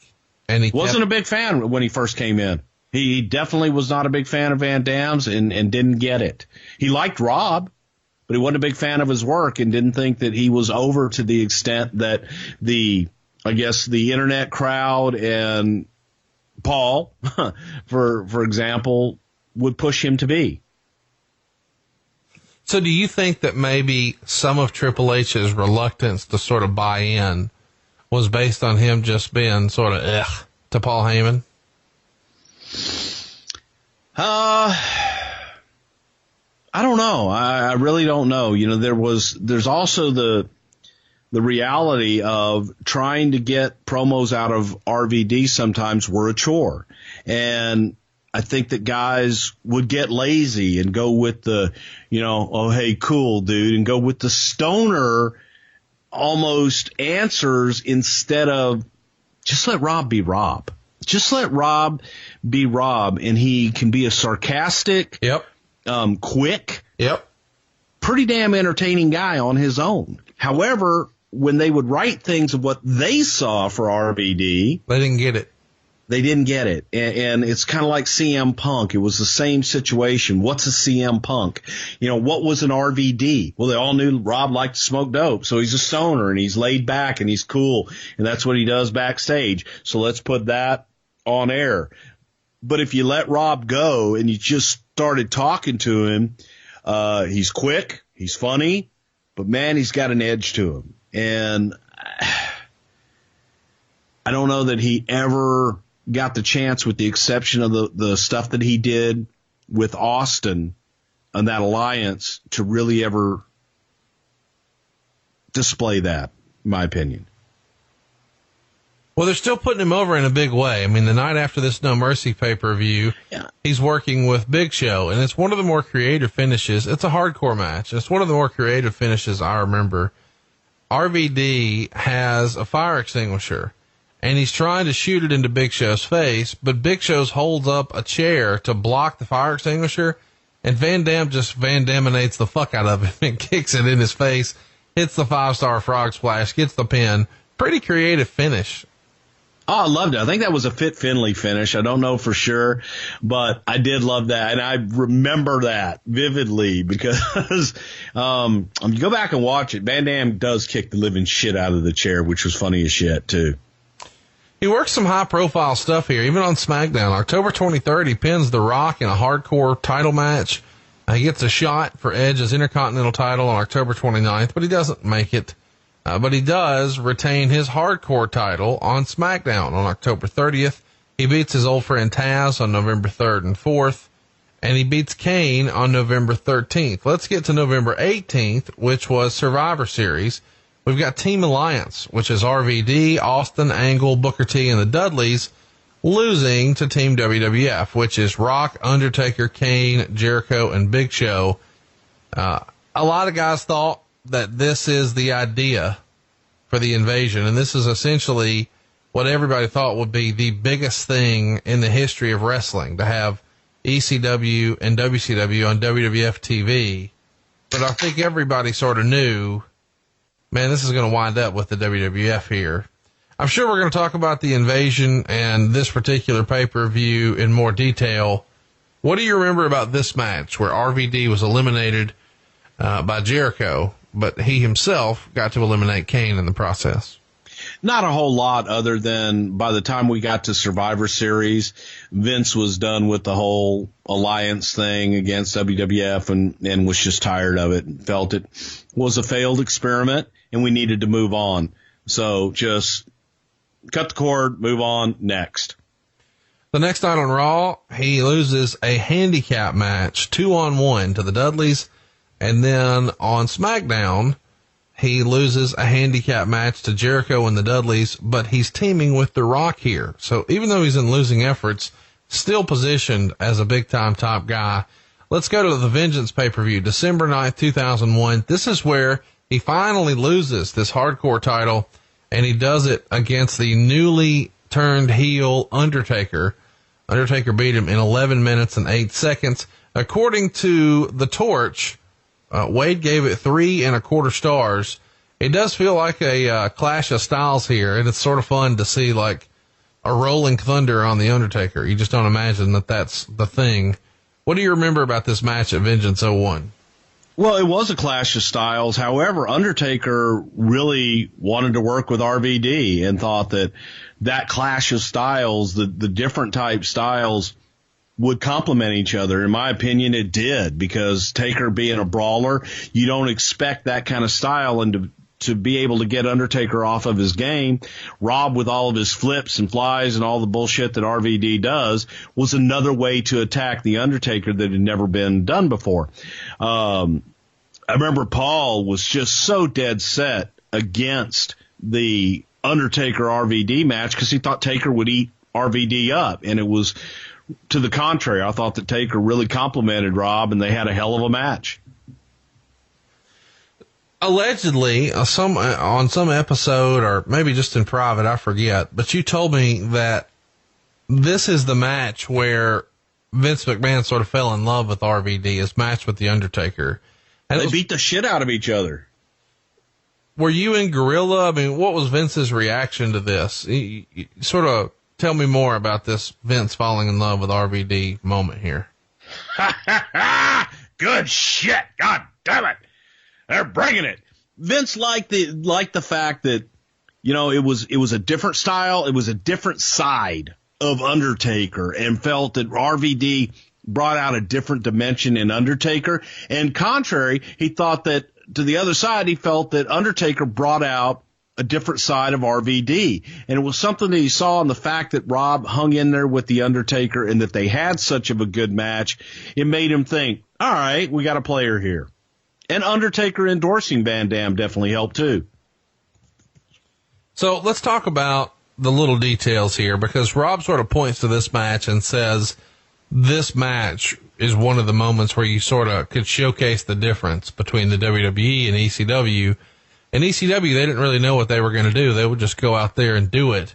But with the WWF, you had some more planned stunts. And so one of the things they did here is a crossbody from the bleachers to the Undertaker, and they fall onto a bunch of stuff. And you guys had your magic folks load up a bunch of baby powder underneath it, so it creates a visual effect. And nobody would have ever even thought of that in ECW. I think it's pretty cool when a wrestler goes out of his way to sort of talk about the behind the scenes production folks who helped make that happen. Would that have been a Richie Posner deal? I don't know if Richie was, it would have been a Richie Posner deal. I was going to say, I don't know if Richie was here at this time, but he definitely was. And yeah, that would have been something that Richie would have had. And we were all about, you know, making the effect. You got to think television, and you have to think what's going to read on TV and be the best visual for television. And that's what we did. So they're going to December 17th here, and RVD is wrestling Jericho for the undisputed title, and Ric Flair is the special guest referee. RVD winds up winning by DQ. And around this same time, allegedly, Johnny Ace is trying to get Rob Van Dam to sort of let the crowd know when he's getting fired up, when he's mad. They don't want you to see, you know, the laid back RVD all the time. So he says, when you've had too much, you just sort of snap, like old school Jerry Lawler would pull down the strap. Maybe you could take out your ponytail. Do you remember there being a conversation about him not showing enough fire, and that being sort of a soapbox deal for Johnny Ace with Rob? Well, it wasn't necessarily a soapbox deal with Johnny Ace. It was a soapbox deal with Vince McMahon. And I had the same conversations with Rob about, you know, what pisses you off. We need to see more emotion. We need to see more range. We need to see anger. We need to see happiness. We need to see fear. We need to see a range of emotions from you. Rob's response was, if I tell you what pisses me off, then you'll have power over me. So no, I'm not going to give you that power. I'm not going to tell you what pisses me off. You know, I'll do what I think I need to do. So Johnny, you know, took that from conversations that we all had about trying to help RVD and get more of a range out of him, probably took it upon himself to make it his own. But that was coming from Vince, and that was coming from creative, just wanting to see more emotion out of RVD. Allegedly, everybody's coming up to him at TV that day before the match with Jericho saying, you got to get angry. Don't forget to be angry. Be angry. Think of things that make you mad. Be angry. And supposedly Jericho says right before they go out, imagine a hit on your wife. And that really pissed Rob off to the point that he had to actually cool down afterwards because he was really in the moment at that time.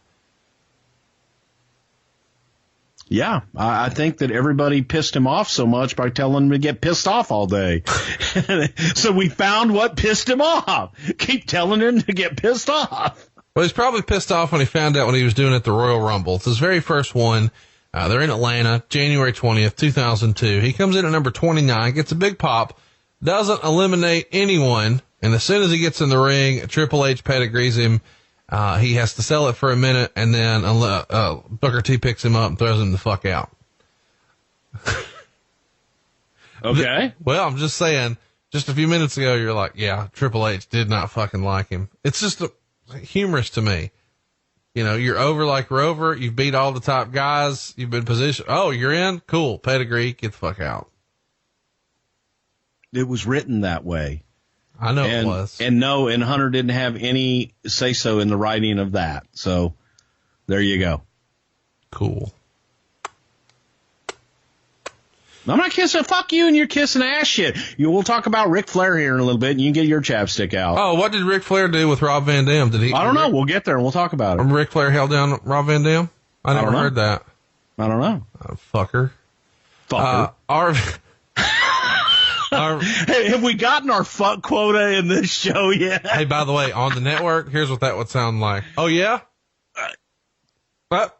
Oh, yeah, what? Yeah. And yeah, but mother. My favorite part. It's now we've got forget Dave Meltzer. And then when you do the cheeseburger order at the end, when you cut me off, it's just, you're just going to yell mother. And then when go ahead and go to talk. So no way out.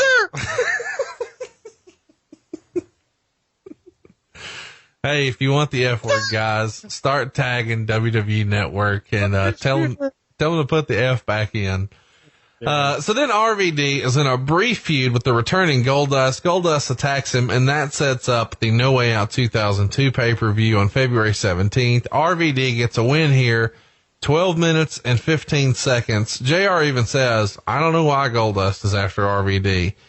Only 2 stars from Wade Keller, who wrote, not bad, but the crowd wasn't much into it other than RVD's signature spots. It does feel a little weird that we're going from world title matches and Rock and Austin and Jericho and Angle, and now we're with Goldust.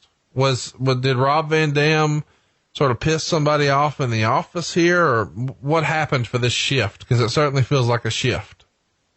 Well, it's just a shift in momentum, and you can't stay on top all the time. And yes, you got to go up and down and different things, but it was just Goldust was back looking for something Goldust to do and not having anything for Rob at that time. And Rob and Goldust, sometimes you look at 2 guys you don't have anything for at the time and you put them together. The next day he gets a win with Edge over Regal and Storm. And then he works a couple of house show matches where Mr. Perfect goes over, and he had just returned at the Royal Rumble. So that's pretty cool. And he says he remembers working with Perfect on TV, and they do a spot where he's supposed to cross body him to the floor.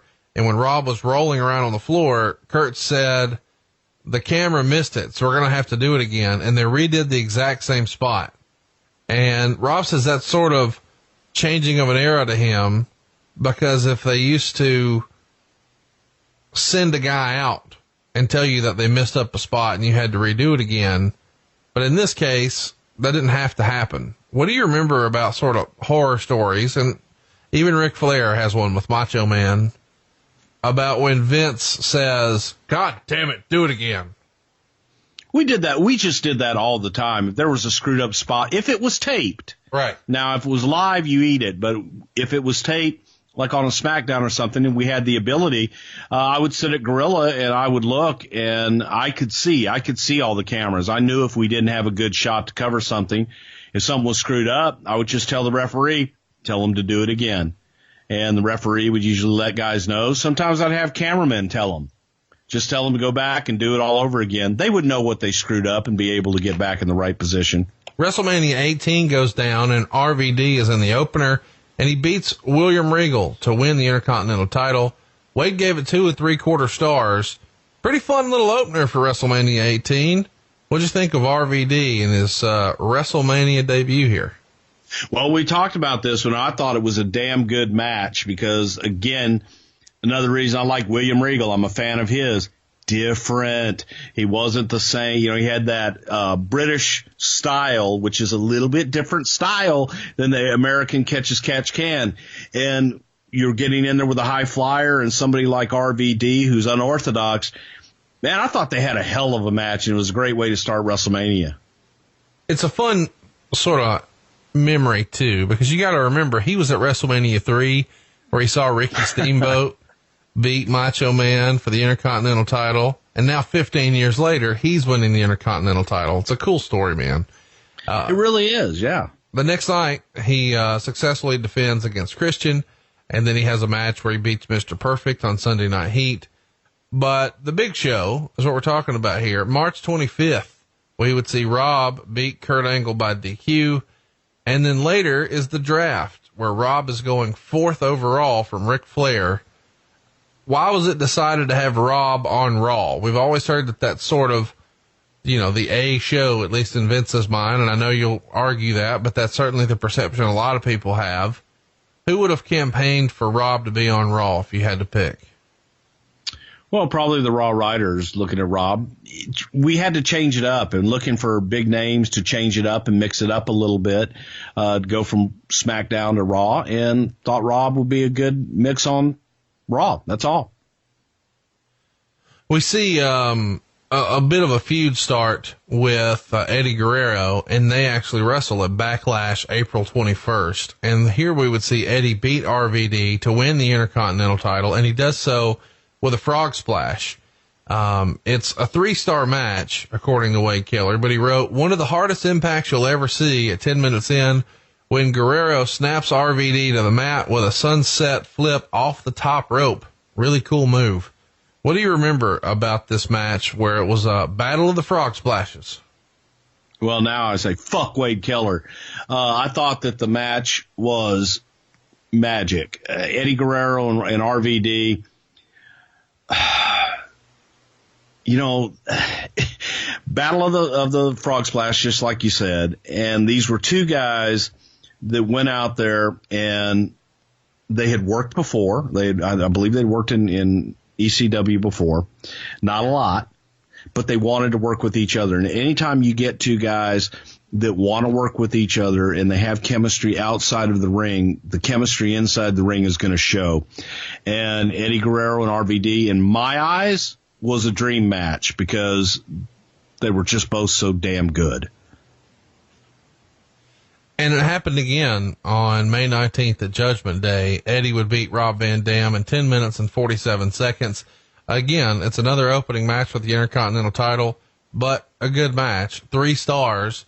And the next night on Raw, Rob is walking to the ring, and the Undertaker comes out and attacks him from behind, beating him up badly, where Rob even gets a lot of color for this. And later in the night, they have a match for the undisputed title, and Rob hits him with the Rolling Thunder and gets the 3 count, but Taker's foot was on the rope. So RVD was announced as the new champion, given the belt, has a huge crowd pop, and then Flair comes out and says Taker's foot was on the rope, ordered the match to be restarted, and Taker winds up winning.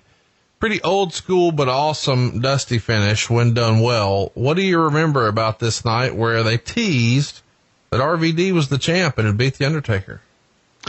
Nice little swerve, get people talking. And, you know, the biggest regret was not doing more with it beyond one night. However, you know, Vince was big on, you know, let's give them something. We're not going to give them in house shows, and maybe we aren't going to go beyond it. But it was a wonderful build for the night and gave people a swerve there at the end. I wasn't a big fan of the finish, but it worked and it was done well. It is sort of weird that you say these two guys working together is what Vince fell in love with. And then they do this world title thing with him and then just nothing, never again. Yeah. It's crazy because it worked. It was good. It's almost like somebody's in the back holding him down. It's weird. BrucePrichard.com. May 27th, RVD beats Eddie Guerrero in a classic ladder match and regains the Intercontinental title. But that's not the story here. The story is during the match, some fucking idiot ran into the ring and tried to push the ladder down while Eddie's still on it. Eddie jumps down and punches the fuck out of that guy. What do you remember about this? I remember thanking God that that's all Eddie did was punching the fuck out of the guy.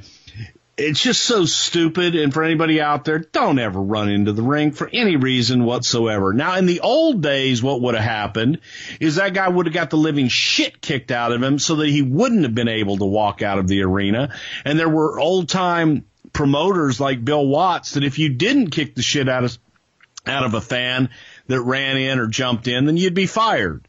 So the fact that the guy ran in, tried to push the ladder over when Eddie was on it, it could have really done some damage to Eddie. So Eddie was pissed about that. And in defense of his life there, the guy's lucky he was able to walk out of the building. We're headed to King of the Ring here, and on the way, they have a qualifying match where Rob pins Eddie. And then in round 1, he beats X-Pac. And then eventually, he gets to the semifinals. And this happens at the actual King of the Ring pay-per-view in Columbus on June 23rd. And he's working with Chris Jericho. RVD gets the win in 14 minutes and 33 seconds. 3.5 stars. But after the match, Jericho attacks RVD with the Walls of Jericho to, quote unquote, get his heat back, according to Wade Keller.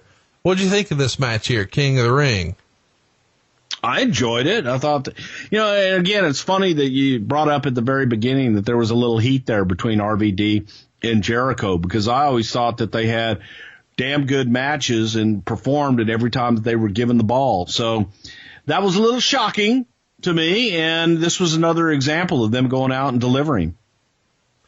The main event that night isn't maybe exactly what everybody was expecting, but maybe you should in hindsight. It's the King of the Ring finals, and Rob Van Dam loses to Brock Lesnar in about 5.5 minutes. RVD gets in a little bit of offense early, but then Brock just dominates from there. He does sneak in the 5-star frog splash, but Heyman interferes, and RVD is not victorious here. 2 stars from Wade Keller, who wrote solid for a 5-minute match. What do you think of this? Because it does feel like 2 of the biggest prospects in the company are in the main event. Well, yes, they were. The biggest prospect in the company, definitely in Brock Lesnar. However, Brock was still pretty damn green, and he was ready for prime time, but I don't know that it was the best damn match in the world, because this was without a doubt a styles clash. And they just didn't really mesh that well. And it was awkward at times, but passable, and it was a way to get Brock over. So it served its purpose in that regard. Fun little story from this match. Rob has said that he didn't really know what Brock's finish was. So Brock is trying to describe the F5 to him, but he's not getting it. And eventually Brock just says, don't worry about it. I'll get you there. And Rob is sort of thinking, well, a lot of people say that, but I'm heavier than they imagine. They probably think I'm 200 pounds, but I'm over 240. You're probably underestimating me. And then, of course, he gets out there and says, well, he made me feel like I was 5 pounds. Well, Rob Van Dam is thick. And I've heard a lot of guys talk about how they think that Rob is a lot lighter than he actually is until you get in the ring with him. And he's thick and he's heavy. But Brock Lesnar is what we call cockstrong. Strong like bull. The next night on Raw, RVD interrupts Brock's coronation, and they have a match later that night. And Rob actually has Brock pinned after the split-legged moonsault, but Heyman interferes. And then Rob hit Heyman with the 5-star frog splash, and then Brock power bombs him through the announcer's table. So you guys are really still pushing him here in a big way. On July 8th, we see RVD team up with Goldust, Booker, Bubba, and Spike to take on Eddie, Nash, Benoit, Big Show, and X-Pac. And RVD even chases Shawn Michaels up the ramp, who was ringside with the NWO, and Lesnar attacked RVD and F5'd him on the ramp. This is the match that pretty famously had Kevin Nash tear his quad, essentially walking across the ring, and people still talk about it to this day. I know we're going to do a Diesel episode sometime, but what do you remember about this match and this Kevin Nash injury? Step, ah! Fall down. That's pretty much what we all remember about it. That's the only thing that was a takeaway on that match for me, because you saw it happen and you're thinking, what the hell happened to Kevin? Did he twist his ankle? Did he turn his knee? And the rest, as they say, is history. But it changed the course of the whole damn summer with that one quad tear, because at that point everything's getting changed all over again. Let's go to Vengeance. July 21st, we would see Rob beat Lesnar by DQ to retain his title. He beat Brock here in 9 minutes and 39 seconds. Of course, Heyman causes the DQ again when it looks like Brock is about to lose.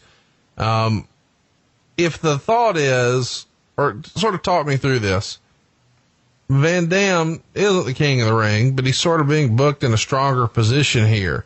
Is this because you weren't really sold on Brock at this point, and maybe you were teeter-tottering with who needed to have the push, or is this just a way to sort of keep this story going? Well, no, it was just a logical match to have with Brock coming off of the King of the Ring, but still at the same time, it made Brock look good, and it was, Heyman on the DQ, so it wasn't a clean finish, and it was a kind of 50-50 to make both guys look good. Let's talk about the next night on Raw, because it's Intercontinental versus European, title for title, and it's going to be a unification ladder match. RVD beats Jeff Hardy to retain the Intercontinental title and win the European. It unifies them and therefore retires the European title. Why was it decided to sort of abolish the European title here, Bruce? Too many championships, and Vince wasn't a big fan of the European Championship. Kind of like I'm not a big fan of the U.S. Championship. Well, I think it's a beautiful title that our friend Dave Milliken makes. Okay. On Raw, July 29th, Benoit beat Rob to win the Intercontinental title, and this match sort of comes out of nowhere. I don't think at this point they'd wrestled in a singles match at all. Why was it decided to take the belt off Rob here and put it on Benoit? It was Benoit's time, and if you want a great match, put Benoit in there with RVD. They will beat the shit out of each other.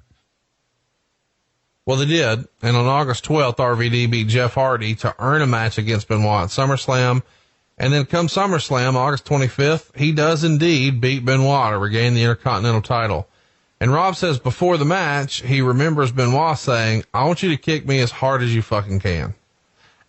And Rob remembers thinking, I'm going to make him sorry he said that.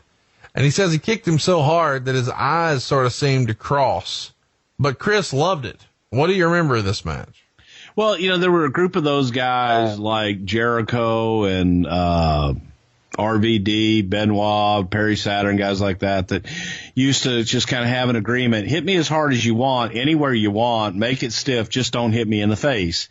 And the harder the better. So there were guys that just loved that. And these were two guys that loved getting in the ring and mixing it up and being as stiff as they possibly could.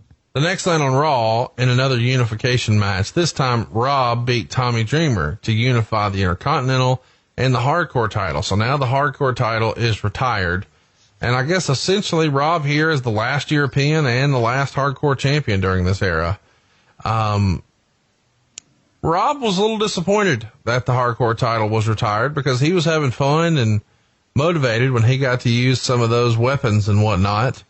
Who was sort of anti the Hardcore title? Is this another Vince, there's too many titles, I don't like Hardcore, or is somebody else involved in that decision? That was the mandate with Vince. He was just there. We had too many titles. He wanted to reduce the number of titles, make the few that we have mean more, and X on the Hardcore. It was time to move on.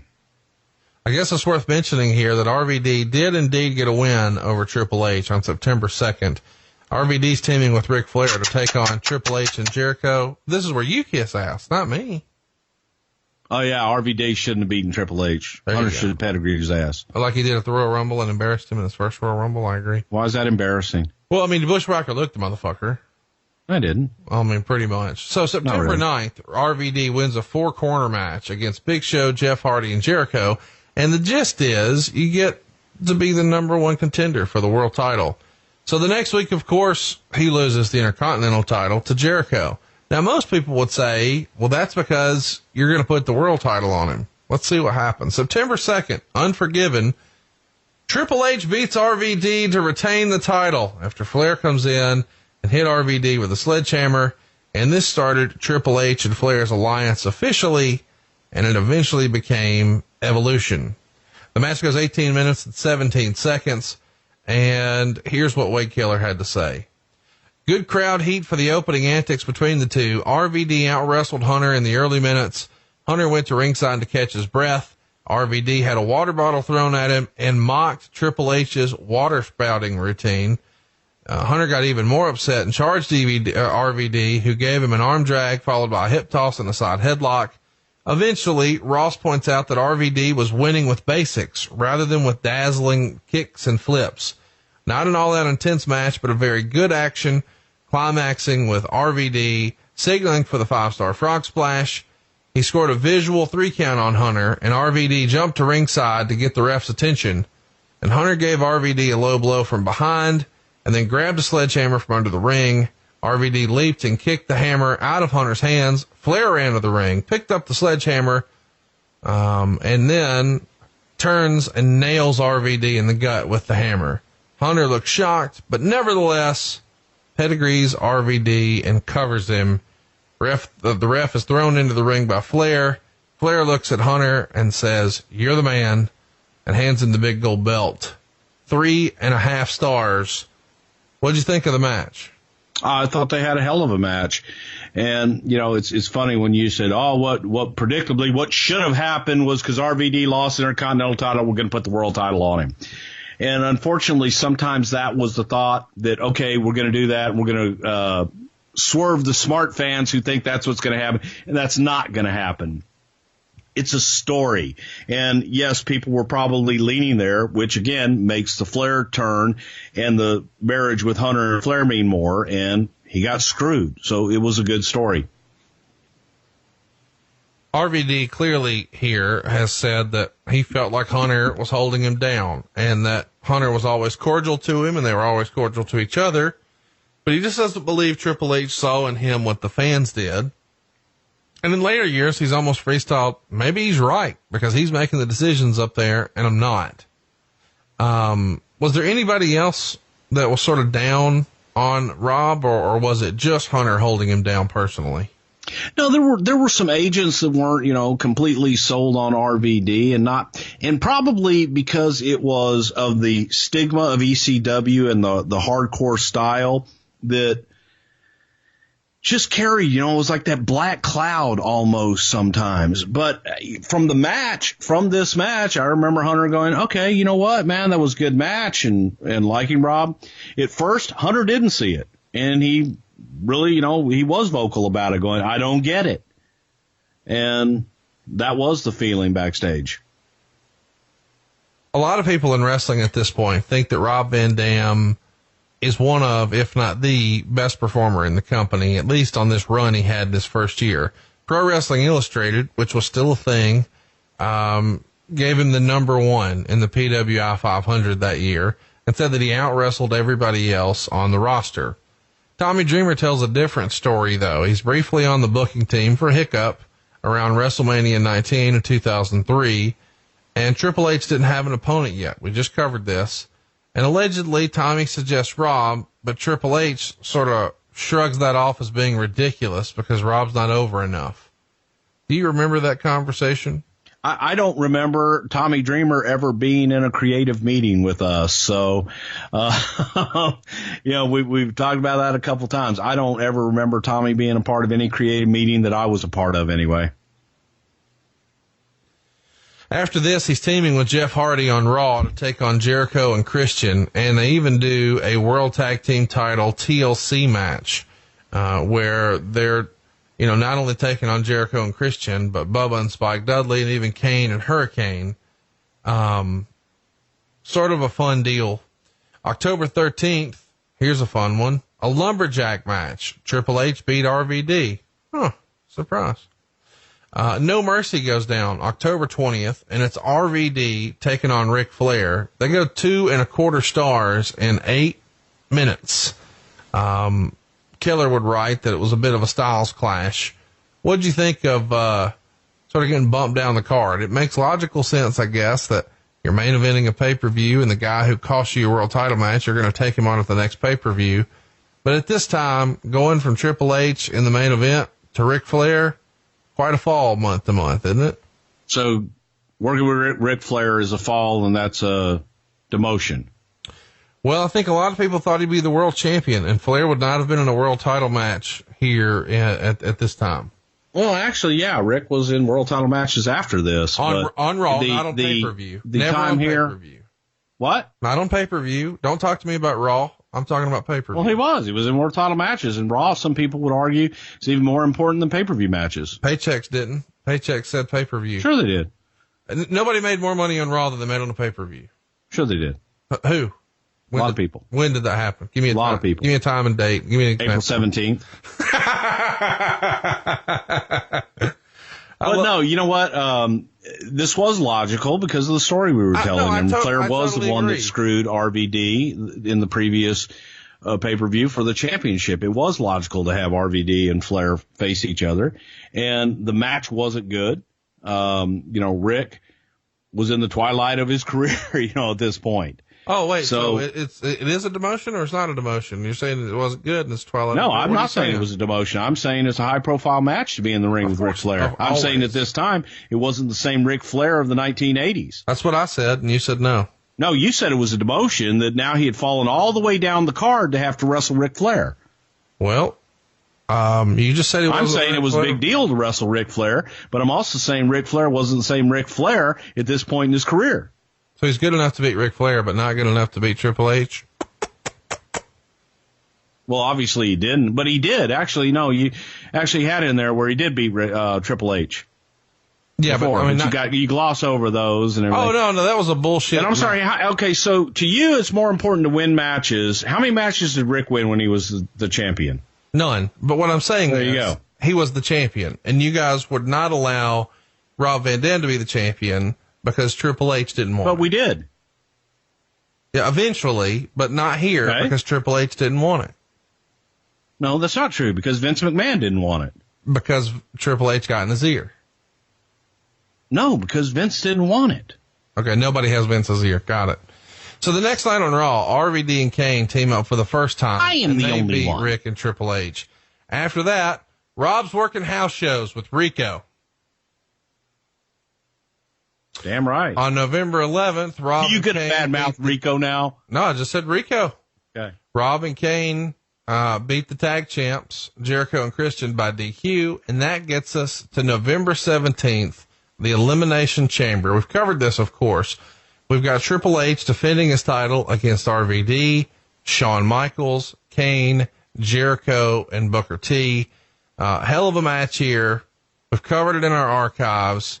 Briefly, what do you want to tell us about this one?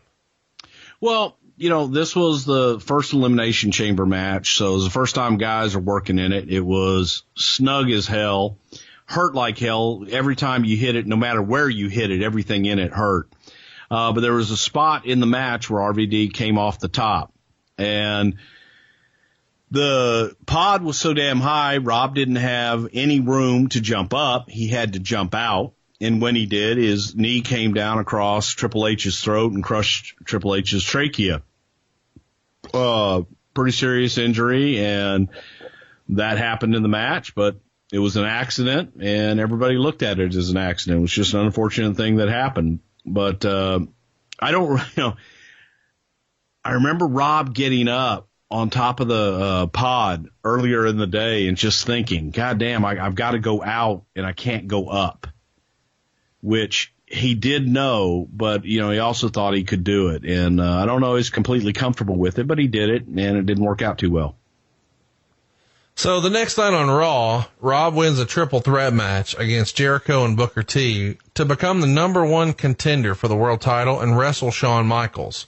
So on the November 25th Raw, Rob beat Shawn Michaels by DQ after Triple H interfered. Earlier in the show, a segment was done where Shawn and RVD slapped each other very hard. And all day behind the scenes, Jericho was trying to bring emotion out of Rob because he didn't feel like he was as excited as he should be to be working with Shawn Michaels. To the point that even Stephanie comes over to him and says, I don't know if this is a dream match or if you get excited about things like that, and sort of wanted to feel him out. How was he feeling about it? And Rob felt like he'd been here a long time, busting his ass, having great matches consistently with everyone. And if this guy comes back after 4 years and the match isn't great, it's going to be all my fault. Is that fair to say? No, I don't think it's fair to say, but I think it's fair to say that Rob was feeling that way. And I think that the way that it was positioned to him by a lot of people like Stephanie and other people coming up to him and go, oh, this is a big deal, working with Shawn Michaels now, and Shawn's back, and this is a big, huge deal. I could see where he felt that way. Absolutely. I guess it's worth mentioning here that the very next time we see them wrestle, we don't. I mean, this is a dream match. I mean, going back to 96, 97, 98, a lot of people in 97, especially like in those Pro Wrestling Illustrated type magazines, the aftermags, if you will, they would freestyle that the real dream match for super fans was Rob Van Dam and Shawn Michaels. And I was for that. I agreed. I really wanted to see that. It felt like, you know, the best wrestler now with what could be the best wrestler next, the next big thing. But they never really had an extended program. Why do you think that is? Well, why wasn't there more magic and more money in Shawn and Rob Van Dam? I think timing, and I also think it had to do with Shawn's limited schedule. Shawn wasn't coming back full time, so we didn't have that luxury of being able to book Shawn all the time on TVs and on house shows and different things. So this period, Shawn was looked at strictly as an attraction, also a very short term. The decision to put the championship on him was kind of a last minute decision, and no one was looking for Shawn to be around more than a couple of months. December 2nd, we see a number one contender match on Raw. This is for Shawn's world title, and Shawn's actually the ref here. Triple H beats Rob Van Dam. Then what happened? Rumor and innuendo is around this time, whenever they saw each other in catering, Triple H would demand that he gave Rob a pedigree. Can you confirm? Yeah, that happened all the time. Yeah. Oh my gosh. After this, they're working house shows. You know what happens. Rob beat Triple H every night. Yeah, by DQ. Yeah, he still beat him. Silly nonsense. So early January of 2003. You're silly nonsense. Rob starts the team with Scott Steiner to beat Triple H and Batista on house shows. Wait, they beat Triple H? Yeah, well, Scott Steiner did. He beat Batista. I mean, Triple H ain't laying down unless it's a house show and he can. You said that he wouldn't lay down for Scott Steiner before. Well, he didn't. Well, you just said Scott Steiner beat him every night. No, Batista. He beat Batista. And he says Triple H. Okay. Can we keep going here? Yeah, go ahead. Rob is from Michigan, and old Ham Cubes is from Michigan, so they hit it off. This is a time when we didn't hear that Scott really hit it off with many people. What was it about these two? Just the Michigan background? Or why did these two guys get along so well? I think it was just the Michigan background and finding common ground in that. Royal Rumble 03, Rob's in the Rumble match. As soon as he steps through, Triple H pedigrees. Just kidding. It didn't happen. He comes in at number 12. He eliminates Jeff Hardy, and he's eliminated by Kane.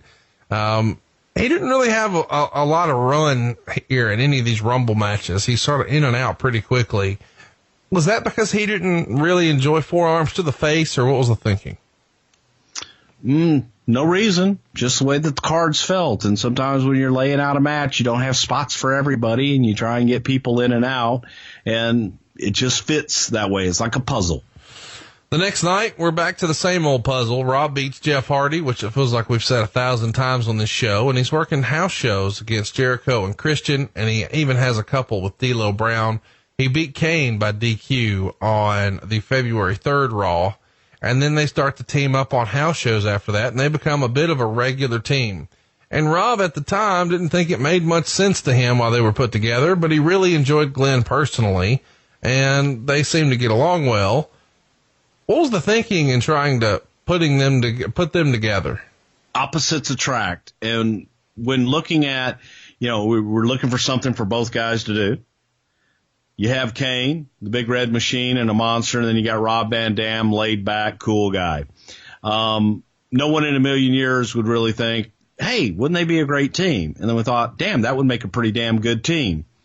And it was just the yin and the yang of it, and pretty much what RVD is all about. I think that when they met in the middle, they made an awesome team.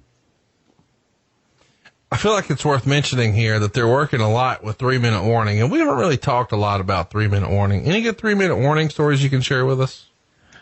Whew. Probably none that we can tell on the show.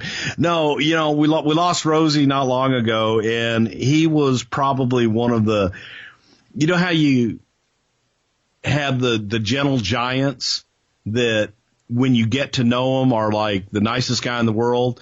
That's the way Rosie was. Now, Jamal on the other side was same, but it was They were just both so nice, but portrayed the biggest, meanest, nastiest bastards on the face of the earth. And they were just a lot of fun, man. But, yeah, we had a lot of fun back in the day out in the bars and whatnot. On March 24th, RVD and Kane beat the Dudleys in a number one contender match for the tag titles. And the following week, on the 31st, RVD and Kane actually win the titles, taking on the Dudleys and Morley and Storm. And the stipulation of the match is if RVD and Kane lost, they have to join Bischoff's stable. RVD would pin Morley after the 5-star frog splash, and then they start defending their titles mostly against the Dudleys on the house shows. At Backlash, Chief Morley was the ref when RVD and Kane beat the Dudleys to retain the titles, and Kane hit Bubba with a choke slam, and then RVD followed with a 5-star for the pin. RVD preferred Devon, said Devon was the nicer of the Dudleys. That seems like a common thing we hear in wrestling. I was just going to say everybody preferred Devon. He was the nicer Dudley. He is the nicer Dudley. I still love Bubba, but still. Devon's definitely the nicer Dudley. The next night on Raw, RVD and Kane beat Flair and Triple H to retain the titles. When Nash came out and chased Triple H away, that allowed Kane to hit Flair with the choke slam and then the 5-star splash for the pin. Here's a fun little match that a lot of people forget about. On May 12th... Wait a minute, RVD and them beat Triple H? No, they beat Ric Flair. And Triple H. No, when the pin happened... The tag team. Triple H was in the back Triple H coffee was on the with team. Kevin Nash. It was his team. He didn't lay down. May 12th. RVD beat the Legion of Doom to retain the titles. That's kind of fun because the LOD is a surprise opponent here, and Kane chokeslams them, and Hawk rather, and then of course the 5-star comes down from Rob. What leads to the Road Warriors coming back for this night here? A special night and kind of a nostalgia night, and see what we had there. And unfortunately, it wasn't a whole lot at that point in their career. Judgment Day 2003 goes down on May 18th, and RVD's in the Battle Royal to crown a new Intercontinental Champion. Christian gets the nod. RVD and Kane start working with La Resistance on the house shows, and that leads to a Bad Blood pay-per-view where La Resistance actually win the tag team titles. During the match, RVD accidentally lands on Kane, which allowed them to get the pin.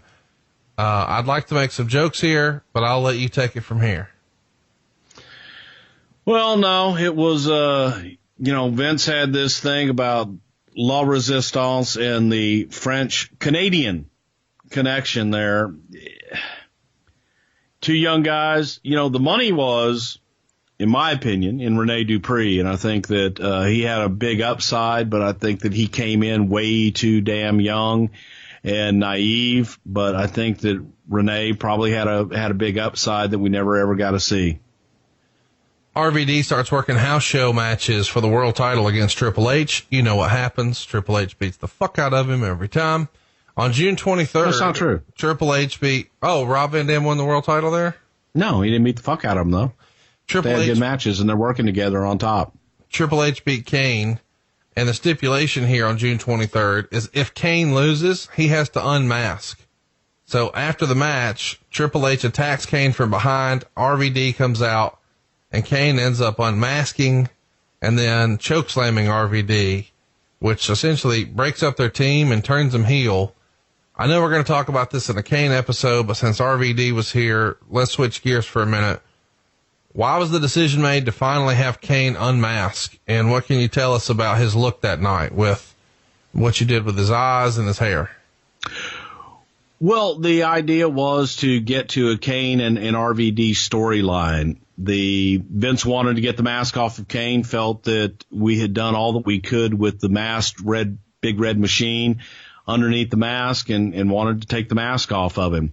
The idea behind what Kane was going to look like was mine, and I asked Glenn to shave his head in just portions. And I go back to the Mick Foley, when Mick Foley originally came in as Mankind and had parts of his head shaved where it looked like he was picking his hair. Because if you look, and again, it goes back to Mike Tyson too. You see the part in Mike Tyson's hair, that's from him picking the hair out of his head. And that was what we tried to do with Mankind. And here with Kane, I wanted like portions of his of his hair to be gone, like it just fell out. And he was wearing this wig and the mask to cover up the deformity and all. The makeup was makeup that he wore every night. He always had the black under his eyes just to kind of hide his face, as it were. But it looked good for that night. And Glenn, having to live with it, and I understood it, wasn't comfortable with it beyond that. And we decided to shave his head just to appease him. On the June 30th Raw, they have a no DQ world title match where RVD gets to challenge Triple H again. I'll let you guess what happens.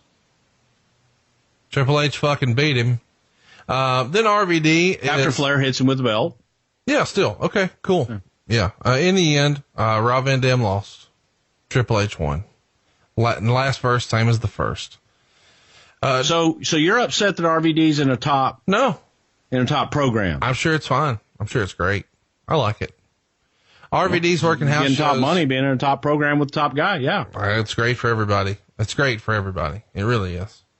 RVD starts working house shows with Test after this, and he actually has a couple of matches where he teams with Kevin Nash, just so Triple H can beat him again. On July 21st, RVD takes on Kane. They go to a no contest, and Kane comes to the ring in shackles. And RVD runs to the ring and kicks Kane outside for a big dive before the bell. And, man, this thing is wild. Even Linda McMahon comes out to try to stop it. And Kane grabs her by the throat. Lawler runs over to make the save. And Kane knocks him and everyone else down. And then Kane tombstone Linda on the stage. How great is this? Well, and no, the best part about that entire scenario was... as many times as we had gone over it during the day, and we had a specific cut and a specific way to shoot that, and Vince being absolutely irate at Gorilla because they screwed up the shot. And God damn it, fuck you, Kerwin, God damn it, Kerwin, fuck you, Kerwin. And everybody's sitting there, but we're concerned about Linda. We're concerned, okay, is Linda okay? And we knew Kane had her, but Vince's outburst over the way that was shot was absolutely monumental. Raw on August 18th in Grand Rapids is worth mentioning, man. Christian and RVD go to a no contest because RVD hits the 5-star and then Kane comes down. So RVD dives through the ropes at him, but Kane hits him with a chair and knocks him out and then carries him to the back, handcuffs him, pours gasoline on him, and then lit a match, threatening to set RVD on fire. And Kane says he's not going to do it because that's what they want him to do. From now on, he does what he wants to do, and he just walks away, leaving RVD handcuffed with a towel in his mouth, covered in gasoline. And Rob says that you were directing this, and you wanted him to scream when Kane was pouring the gasoline on him like he was scared for his life. But when you guys are shooting it, you would say cut because you wanted Rob to act like he was going to die. And allegedly, you came over to Rob and said, Rob, you're acting? Well, it's the shits. What do you remember of this? It was the shits. The whole scenario was the shits. We're trying to make the best out of it. And when I'm walking through it and we're going through the whole thing and Rob's handcuffed to this pipe hanging there, it just felt, eh. And then Kane came in and he had the lighter and put it up to Rob's mouth, and that's where Rob just kind of blows. We're running through it, and he's got the fire in front of his face, and Rob just goes and blows the fire out. And I'm like, okay, that doesn't work. So to appease it all, that's why we put the towel, the stuff in his mouth so that he couldn't blow it out, and also he didn't have to yell and scream. And then we had him beat down so that he really couldn't fight doing it, and just had Kane kind of cutting the promo to a limp, dead body of RVD there. And I think that it worked out in the end, but it was hilarious building up to it and just trying to get through. You know, they envision one thing when they write it, and then you get there and you try and shoot it and present it, and it just doesn't work sometimes. So we made do with what we had. August 24th in 03 in Phoenix. This is SummerSlam, and it's no holds barred, and Kane is going to beat RVD with a tombstone on the ringside stairs for the win. 2.25 stars. What do you remember about this SummerSlam match? Well, I want to say this was their first big match on pay-per-view, and I thought it was pretty damn good. Again, you know, RVD getting out there, and it was another example where people were going, okay. I thought it was a good showing on everybody's part. Let's fast forward to Unforgiven, September 21st. We see a triple threat. Christian beats RVD and Jericho. Christian blocks a 5-star splash with a chair and then scores the pin, 3 stars. What do you remember about this one, if anything? You know what? I really don't remember a whole lot about that one. So next, I don't know. They did a ladder match a couple of weeks later on September 29th, and it's an Intercontinental title here, and we're going to see RVD actually beat Christian to win the Intercontinental title. And Rob's always put Christian over, saying he's very creative, and by the time they ever sat down and talk about a match, Christian had already visualized a lot of the match and was easy to sort of put stuff together with. Is Christian one of the more unsung heroes of just putting matches together? I used to say about Christian that he was the best damn pure worker in the business, and he could work with anybody and make it look damn good. So he is one of the big unsung heroes in the business. Doesn't get enough credit. He starts working house shows, he being RVD, Pronouns Pal. And he's working these Pronouns Pal matches with Randy Orton on house shows. And allegedly, Randy got some heat because he did a corner post during one of the matches and he got knocked out. And Rob was able to sort of carry him through the rest of the match. But allegedly, Randy got on MySpace and thanked Rob for taking care of him. And allegedly got a little bit of heat for breaking kayfabe. Can you tell us about the early infancy days of social media where guys would sort of maybe share a little too much? Yeah, I think especially with the younger talent, they didn't know. And for us older guys that didn't really understand social media to the extent that we do now, like I really understand it, but times were a-changing.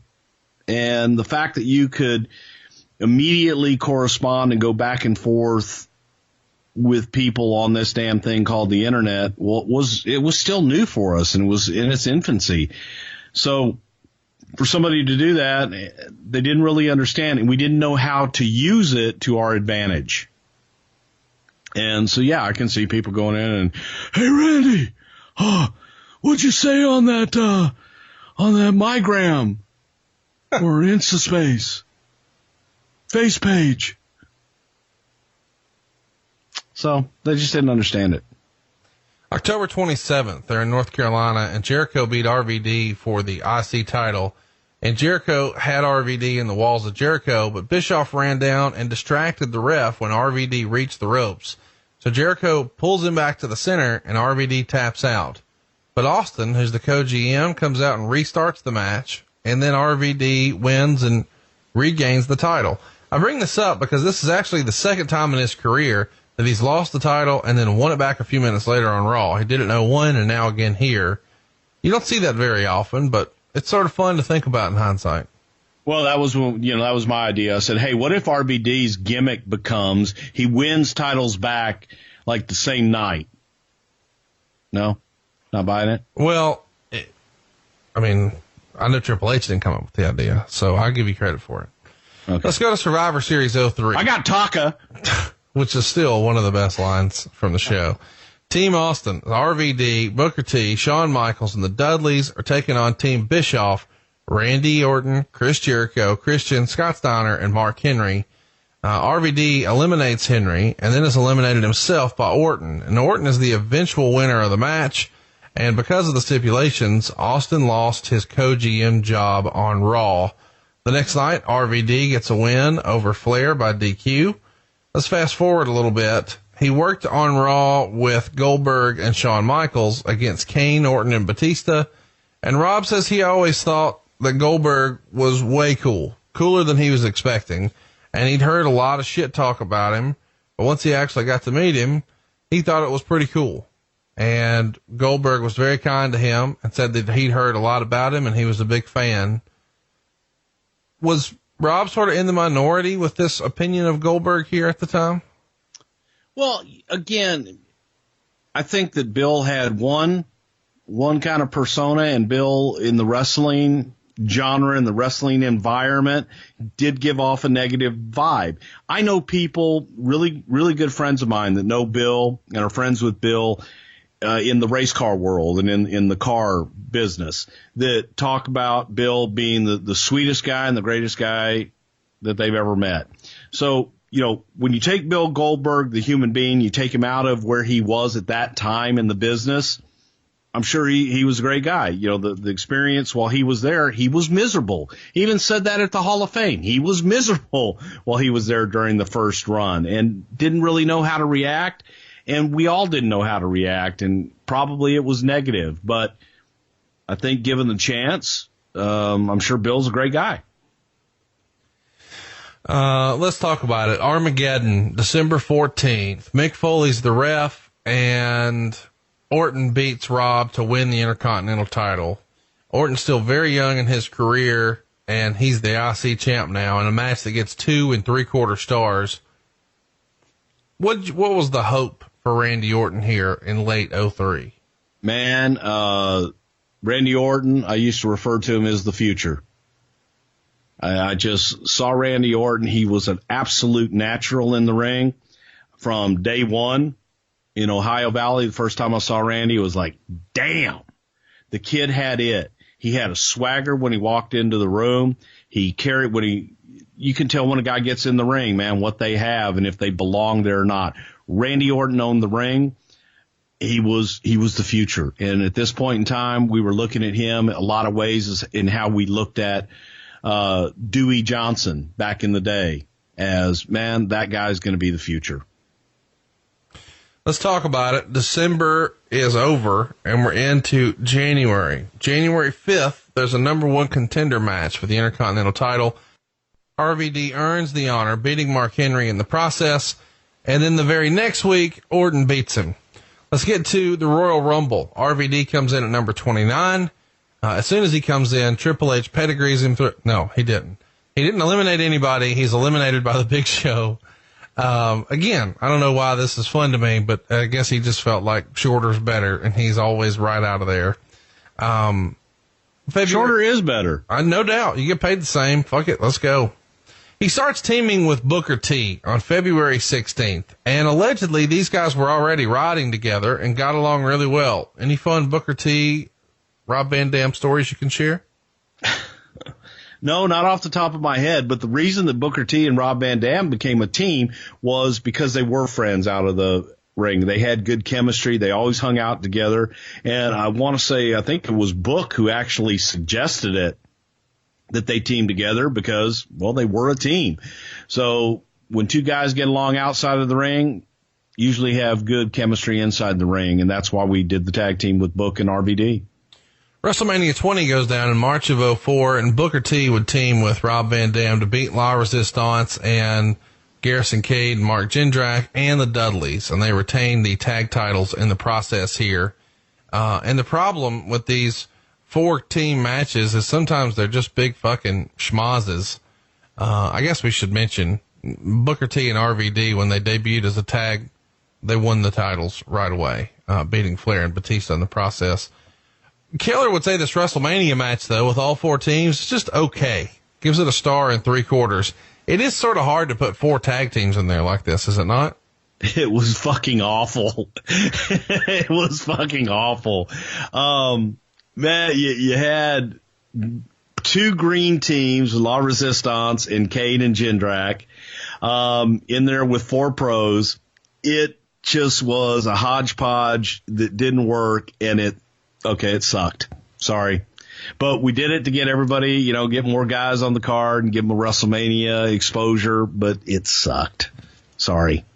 I guess we should mention right here that a week later, Flair and Batista beat RVD and Booker T to win the tag titles.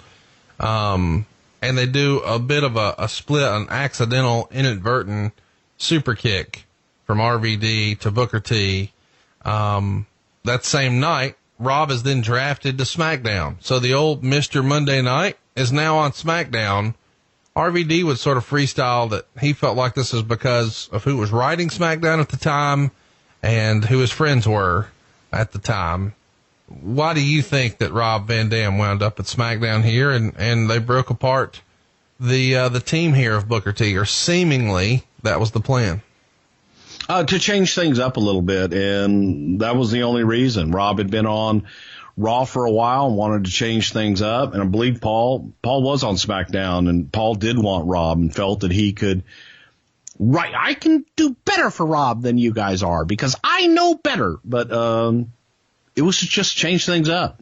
New faces. It's sort of fun, though, that Rob still owns Mr. Monday Night, but when he comes to SmackDown, WWE starts having him call himself Mr. Thursday Night, and they own that name, which I think is fun. That's great. Booker T's drafted to SmackDown, and they start a feud when Booker walked out on him during a tag match, and they have matches on April 13th and April 20th, and then he starts the team with Rey Mysterio.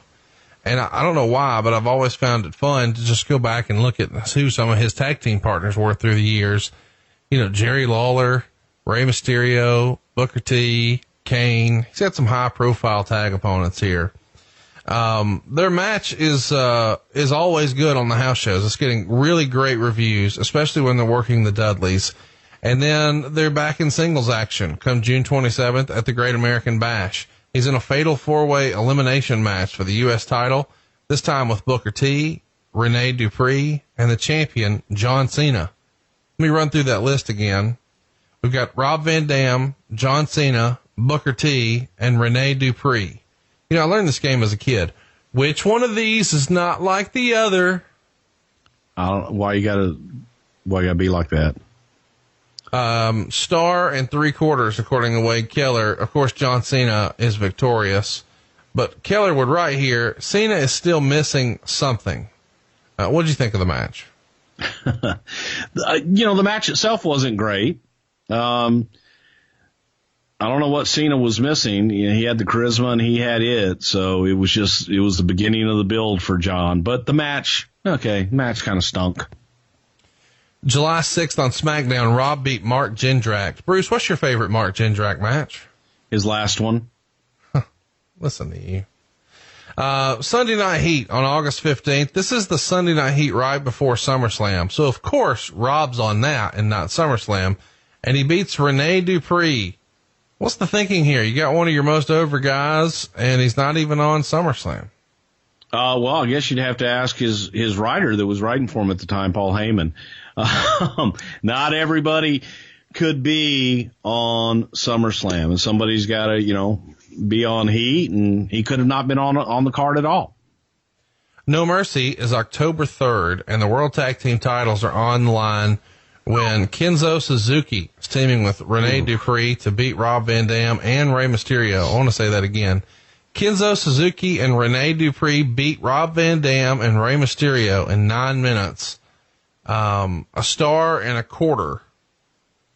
Who booked this shit, Bruce? Woo! I did. Vince was in love with Kenzo Suzuki. Big guy. Asian. Big guy. His wife was nice looking. Asian. Did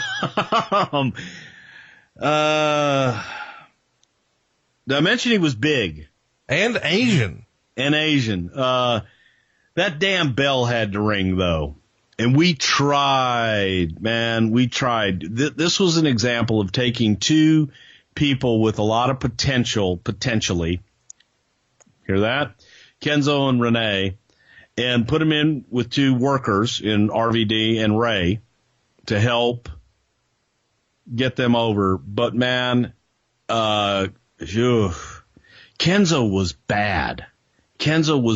And we kept trying to, get him over, try to put him in a position where people would care, and no one gave a shit. it wasn't there. It just wasn't there, but we tried like hell. And as Paul Heyman would say, some must die so others can live. And there we go.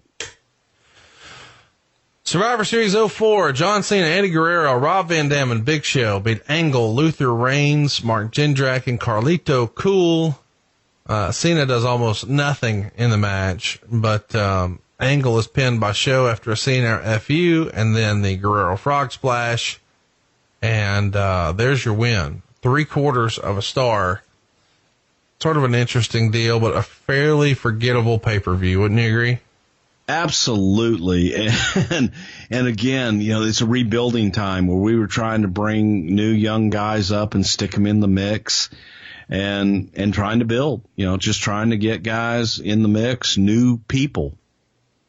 As an adult, don't we all miss spring break? Nothing like taking a week off from all your responsibilities. Well, here's the next best thing for adults, a spring break from house payments. SaveWithConrad.com can help you get rid of all your credit card debt, just like that. We're routinely helping our listeners save $500, $600, $700, even $800 a month. And you don't need perfect credit or money out of your pocket to do this, but check this out. No house payments for 2 months at SaveWithConrad.com. NMLS number 32416, equal housing lender. SaveWithConrad.com. I guess now's a good time to bring some entertainment to the podcast, because I feel like we're just beating up on old poor Rob here and his experience. But there's a pretty famous story where you guys were going to do the tribute to the troops. And it said, since it is a war zone, that it's voluntary and you don't have to go. So Rob decides, cool, I'm not going. I'm taking my 10 days off. Allegedly, he's burnt out, wants the time off, wants to recharge his batteries, and really has no interest in flying to a war zone. And then right before the time off was ready to hit, and he's finally here at vacation, Johnny Ace has a meeting and tells everyone about the trip and said it's voluntary, but everyone's expected to go. And then Rob told John he wasn't going, so John told him to talk to the guys because some of them have a great time when they go. And it ends up leading to a talk with Vince. And Rob tells him he was looking forward to the time off and he wasn't going to go. And Vince said, well, Rob, I appreciate that. And Rob said, okay, cool. And Vince said, I think you'll enjoy the trip. And Rob says, I just told you I'm not going. And Vince said, don't be so hasty. I think you should talk to the guys. Some of them love going. And Rob said after the meeting, literally everyone came up to him and said things like, I wish I could say no like you. And he says, what do you mean you can say no? You have the right to anything. You can say no. And he kept saying no. And the office is not accepting that he doesn't want to go.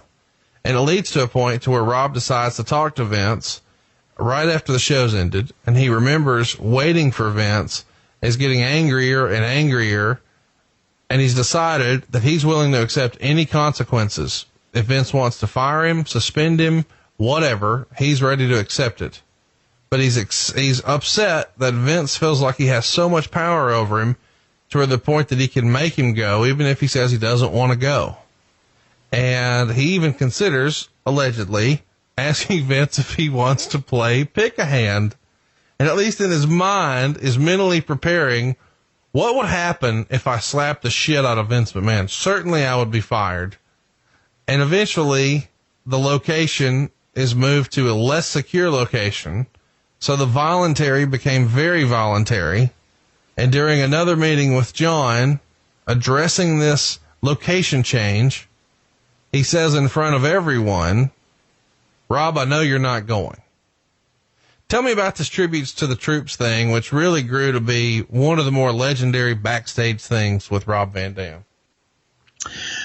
Well, pretty much it happened exactly kind of like how you just said it happened. And Rob didn't want to go. I mean, he was adamant he didn't want to go. To me, the funniest part was it's voluntary. Oh, guys, this is totally voluntary. However, you are expected to go, and you'll be getting your tickets to show up, and we're going to take a big aircraft carrier over there. But it was, Vince is very patriotic, and Vince feels like, you should give back to your country, and felt that it was a pretty cool thing. The tribute to the troops was a cool thing that a lot of people loved. Not everybody wanted to do it, and not everybody wanted to go over and take that trip, which was on a, it's on a carrier plane where the seats don't really recline, and you're on there with all the equipment, not comfortable at all. And when you get there, you're sleeping on cots, and it's not a luxurious trip. However, you're giving back to your country, and you're doing a really good thing. I volunteered for every trip and never got to go. So I was pissed off at that on the other side. So I was the opposite of Rob. I wanted to go, and I was pissed off that they wouldn't let me go. And then we got to the point where it went to a base where it wasn't going to be the big show the way that we had traditionally done it. And they decided, okay, we don't need to bring everybody. And so if you don't want to go, you don't have to. I know you're not, Rob. But yeah, it pretty much happened that way. It's amazing. There was another meeting around this time where something was said about not being able to work out during the day before TV. And Rob says, is it okay if we work out in the morning before we come in? And it was something that was to make everyone laugh. And Johnny kicked him out of the meeting. And when Rob was walking in the hall, he saw you and told you that he just gotten kicked out of the meeting. Why did Johnny Ace have a problem with guys going to work out when they had to be there at 1 o'clock anyway, and the show's not till 8? What's the big deal if they go work out? There is no big deal, and that's not what he said. Johnny was telling guys that you couldn't leave during the day to go work out.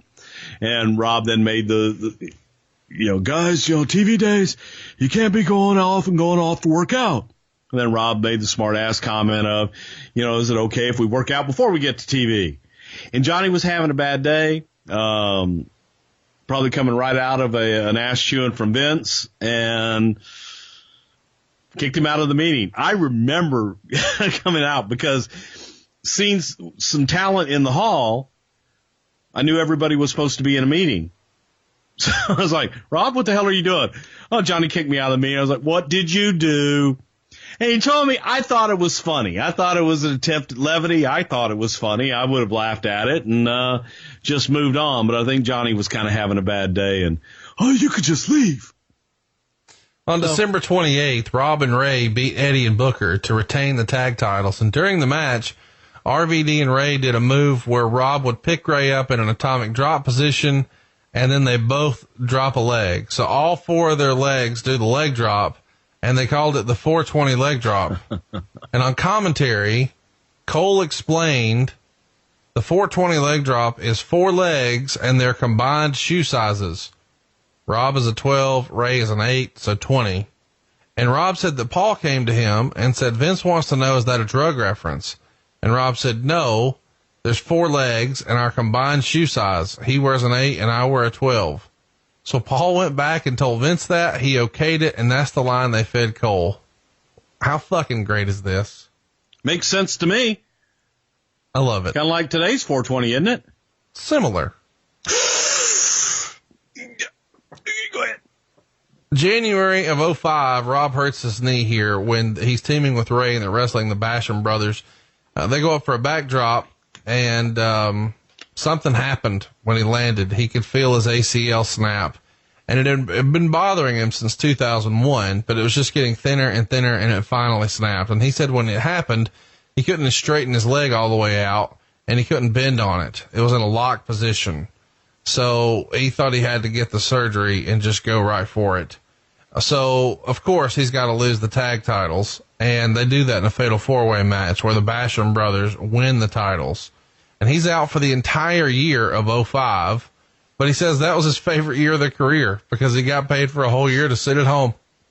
He was completely burnt out, and there was just no fun left in this. So I guess in a weird way, this January 27th surgery he has for his ACL and meniscus with Dr. James Andrews is really a much needed break. How obvious was it to you that Rob was burnt out at this time? I think it was obvious to everybody because, he was unhappy and it was just, his fried. Rob Rob liked his time. Rob liked his time to himself, and he liked to be away from the business. Rob wasn't all about, being on the road and rah the business 24/7. The business was an end, means to an end, or it wasn't his life, didn't consume him. Something that I've always been fascinated by is the way these contracts are written. And I don't think a lot of people realize this. Since Rob can't wrestle, he decided to start making some appearances, and he starts to do the appearances thinking he's going to pick up some extra money. But then he finds out that the company actually counts that against your downside guarantee. So you can go do these appearances and make the same amount of money, or you can go sit at home and make the same amount of money. So he just stopped doing it. Chat me up about that. Well, no, it's very clear in the contract that any monies that are made go against your downside guarantee. So if there's something that's booked through the company or you're out earning money, that goes against your downside guarantee because you're under contract. It's pretty clear in there. I'm not arguing that, but the result is, rather than have guys go out and do something, they just sit at home and do nothing. And some guys did. Some guys didn't. Some guys wanted to go out and do it, but it was different for everybody. But that was definitely something that they did often. And if guys couldn't work and they were able to go out and do something like for example, go do trade shows and things like that, they would use guys that would be injured to go do that because they were still getting paid. Allegedly, a lot of folks sort of take credit for ECW One Night Stand, but supposedly Rob is the guy who first put the bug in Vince's ear about, you've got all these ECW wrestlers on your roster. Why don't you do an ECW pay-per-view? And supposedly Paul Heyman gets wind of this and starts pushing for it. And that's how One Night Stand came together. But it all happened just accidentally, maybe, when Rob Van Dam casually mentions it to Vince McMahon. Is that the way you remember? It is the way I remembered. I remember Rob saying something, but we'd also done a DVD on ECW, and it did very well. And the timing of it all worked out really well. As for Van Dam, he did have this conversation with Vince and said, hey, what if? And that's a good way to start conversations. RVD, of course, makes a surprise appearance at that show and cuts a tremendous promo. I mean, he gets emotional during it. It was a big deal for him to be there, but I'm sure he would have loved to have had a bigger part in this, but the injury just wouldn't allow it. But that promo also let everybody know, God, you let him be him, and some bitch is going to deliver. Don't try to put words in his mouth. He says that no one knew what he was going to say that night, and he ran it by Edge before he went out there, and Edge was really the only one. Does that seem right, that he would be allowed to go out there and cut a promo and not really run it past anybody? Yeah, the guys were told to speak from the heart. I don't know, Rob was told that. I wasn't there, but I was told that, yes. It was pretty cool because that night he was back with Fonzie, and you had Sabu, Fonzie, and Rob Van Dam all together again. Was there ever any consideration to putting them together like that? Not really, and I don't know that it was really ever suggested, frankly. I think Fonzie was either out of the business or doing something else at the time, but I don't ever remember it being brought up for the two of them to be a team coming in at the time. So, fact, it wasn't even suggested. I don't know that anybody ever really thought of it. I never really understood this. On the June 27th Raw, the Intercontinental Champion Carlito is hosting the first episode of Carlito's Cabana, and he announces that his first guest was the final draft pick to come to Raw. And RVD's music hits. He comes out to a huge pop, but he's got a knee brace on, and he's wearing an ECW shirt. Chat me up here. If he's still injured, he's still 6 months out, why is he here doing this promo? Buzz. Totally unpredictable, and people thinking, oh, hey, Rob's back, but just for buzz and for a way to get Carlito over. Rob allegedly asked for some more time off after this, and Paul tells him that Dr. Rios was concerned that Rob might be milking the injury. Do you remember hearing that maybe there was some rumors that he was really trying to milk it, or is this Paul stirring it up? You know, I never heard that, but I'll say this too about guys.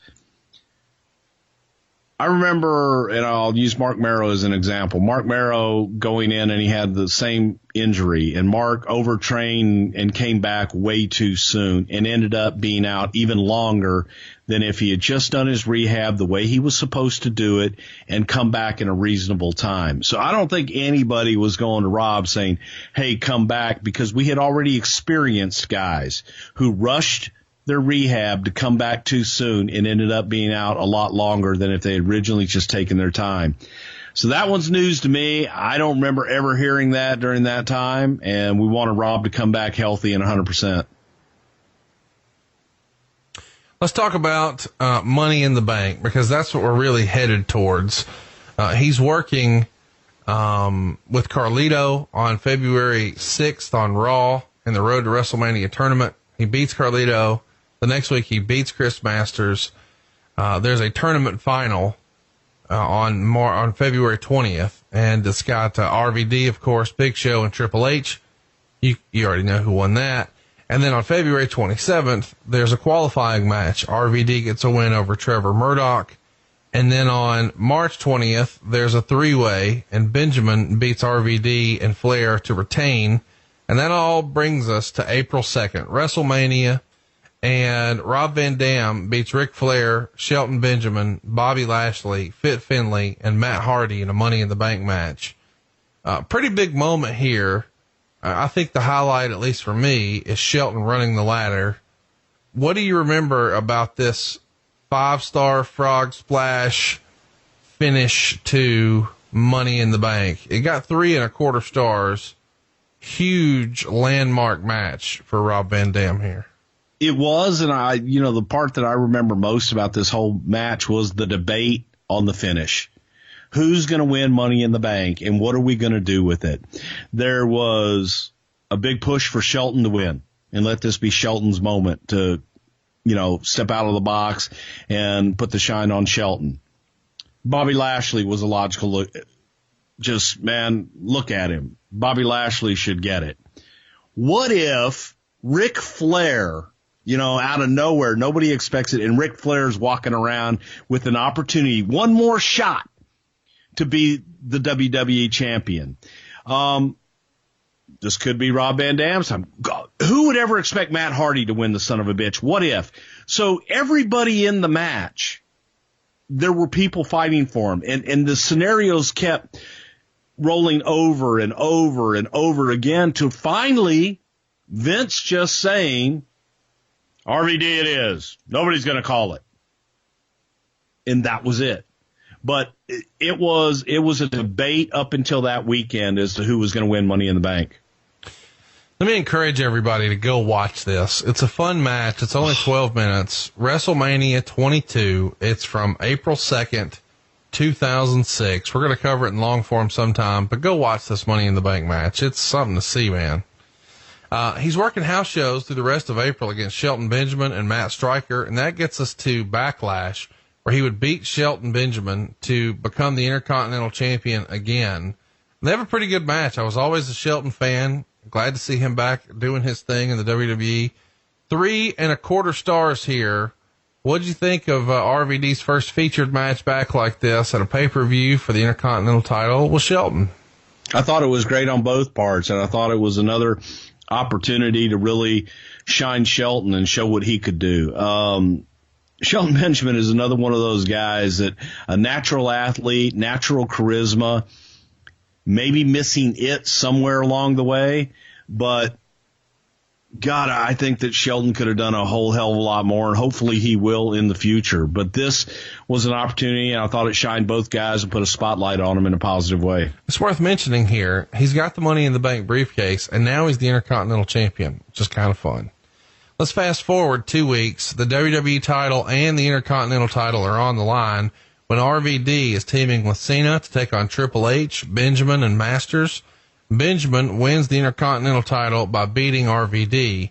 And the next week on Raw, after a Cena win over Masters, RVD comes out and cuts a tremendous promo announcing that he's cashing in his contract at One Night Stand and Rob was going to be the first man to announce in advance that he's cashing it in. He winds up hitting Cena with the Van Daminator, with the briefcase, and you guys were sort of letting him do way more promos here than he ever had before. Is this because of the strong promo he had at the prior One Night Stand, do you think? Yes, absolutely. And they had finally got to see what he could do. And if you leave him to his own devices and let him do what he's feeling, it works. On May 29th, they do another draft on Raw. And it's already announced that ECW here is back as the third brand with Heyman running it. His first two picks are RVD and then Kurt Angle. It's kind of a fun deal to have RVD be your first choice, but why Angle second? Of course, we've covered Angle in long form in our archives at somethingtowrestle.com and the way he felt about being drafted here. But what was the thinking from Vince's side about why Angle was the right guy to go second here at ECW? To give ECW credibility. And in a shoot, who would you pick if he was available? You'd pick Kurt Angle. So it gave ECW credibility, and that's what you'd do. On the June 5th Raw, RVD and Cena are doing a contract signing, and at the end of it, Paul brings a bunch of ECW guys from the crowd to the ring, and they beat up Cena.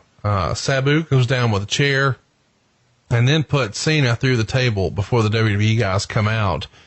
That sets up WWE versus ECW head-to-head, where RVD would pin the world champion Rey Mysterio. They only go 2 minutes here, and it was a non-title match, but still told a fun story about what RVD was capable of. And RVD would say he was more inspired that night than he had been since he was the hardcore champion. It was sort of fun to throw the rule book out and just wrestle the way he wanted to with these old ECW style rules. But it only got 2 stars from Wade Keller. What'd you think of this head-to-head match with Rey Mysterio? Well, I mean, it was good. It told a good story, and it told you the story of what the hell the future was going to hold. And it got buzz. And I think that people were all of a sudden thinking, okay, because Rob won this non-title match, when you get to the ECW, he ain't winning. There's no way that RVD is going to beat John Cena. It's not going to happen. And guess what happened? It did happen. And it happened in a big way at One Night Stand 2006. Arguably the biggest moment in Rob's career here, man. It's a big deal. June 11th at the Hammerstein Ballroom, the exact same venue as the first One Night Stand. They go 21 minutes in an ECW rules match, and man, the crowd is hot for this in a big way. If you haven't seen this, I'm going to encourage you to go watch it just because of the crowd, man. The crowd is maybe one of the most electric crowds in the history of wrestling. RVD gets his crowning moment, 2 3/4 stars. Fun little note here that you'll hear one day, I'm sure, from Mr. Heyman. What do you remember about this match and the crowd itself? Well, I was thankful that I wasn't there, but I did watch it on pay-per-view, and I remember you got to appreciate, I mean, I make fun of ECW all the time, and we all talk about it. N42, the audience and the fan base was just so loyal and so passionate that they made it fun. And to me, it's fun when an audience can take over something like that and make you feel that much emotion through the screen. So from a viewer sitting at home watching it, I'm loving it because that's a cool atmosphere to work in when you've got the crowd so passionate and so one-sided in so many ways. They were happy to see their old favorites. They were happy to see guys that they had, grown up on in their own environment. So it was pretty damn neat, as a matter of fact. But I don't think it was something that could be sustained. Were you guys surprised at the reaction Cena got? I mean, was he ready for that? Did he know going in that's what it would be? John did, yeah. I think John definitely, we were talking about it the week before at TV. John definitely kind of had a good idea they were going to shit all over him. Was there ever any consideration as to having Cena actually win the match? Oh, yeah. There was definitely consideration to having John go over. I don't think that, Vince being that babyface mentality, getting there, you feel that, you see it. There was no way that he was not going to have RVD go over because it was the right moment and the right environment to put Rob over, and maybe doing it in that environment and people seeing that reaction would help even more so on the other side, outside of that ECW brand. Rob would say this is the standout night in his career that no other night can compare to. And a lot of this is really sort of his idea, because he was the guy who sort of put the bug in Vince's ear about doing an ECW pay-per-view. And the success of One Night Stand 05 led to Vince bringing it back here in 06. And then along the way, he had, stood up to Johnny Ace, and then had a little confrontation with Vince about tribute to the troops, and then the leg injury, and a lot of stuff to overcome here. And this is the crowning moment. He felt like when, the referee's hand hit 3, we did it. Because he never thought that he would be in this spot because of the politics in the company. He just never imagined he'd be the world champion. But now here he was. Was anybody sort of we know what's coming, but was anybody sort of nervous about Rob Van Dam being the face of the company? Or was everybody on board by this point, especially seeing the reaction here? Yeah, they were, and they were on board to get behind him 100% and push him to the moon. Of course, RVD carries the spinner belt that Cena wore, and then on the first episode of ECW on Sci-Fi, Heyman presents him with the new ECW world title belt. Let me back up a little bit, I guess, to late 05, because we're in 06 here now. Rob has said that you came up to him and said something like, Cena's going to be taking some time off in December to film a movie. And Rob said something like, okay. And you told him, there's a chance for you to step into that position, so you might want to think about that. And Rob said, what do you mean? I have to step it up and work harder in the ring? And you said, no, you have to build a relationship with Vince so he can trust you. And Rob said, how long have I been here? 3 or 4 years? Does he watch the matches? Does he see how the fans react? You're saying I have to kiss his ass too? And you said something like, I'm not saying that. He just doesn't know you. And he remembered thinking that was bullshit. And then Shane came up to him and told him the same thing. And he says, my father has to trust you and build a relationship with you. And that's the only thing that's missing from you being a top guy. And Rob is sort of feeling like you guys are telling him you got to go kiss Vince's ass. But really, it was about building a relationship. And Rob said whenever he tried to do that with Vince, it was always awkward. He had nothing but respect for Vince, but whenever they talked, it was just short and sort of awkward, like, how you doing? How are you? Just those simple exchanges. But Shane even used Eddie as an example, saying that Eddie went to Vince and told him that he's going to be the champion now or down the road. And that led to them sort of forming a bond and a friendship. Do you think in hindsight, Rob fucked up by not sort of befriending Vince and developing that relationship? And maybe that's why Triple H was in the spot he was in and RVD was in the spot he was in? Well, I think it goes to all talents. And I think that in hindsight, Rob agreed with our analogy to him that he should go and forge a relationship with Vince. Every single guy on the roster has that opportunity to go and talk to Vince and have that relationship with him. If you're intimidated by him, or it's like, oh, well, he doesn't have time for me, and you're not willing to take the time and the extra effort to go make that relationship, he's not going to. Vince is not going to go out of his way to make that relationship to somebody who avoids him in the hallway. If they see him coming, they go the other way. I always liked Rob, and I was trying to give him some advice to say, hey, man, there's an opportunity here, and this is your opportunity. You can go and you need to go talk to Vince. You need to talk to Vince about what you see as your future, what Vince sees as your future, and how the two of you can work together to make it an ideal situation for everybody, not just for the company, but for you too. Tell him what you see. You got through to him on the ECW pay-per-view. You got through to him with the reaction that you got there. Now Rob has to go and make a relationship with Vince so that he understands what makes Rob tick.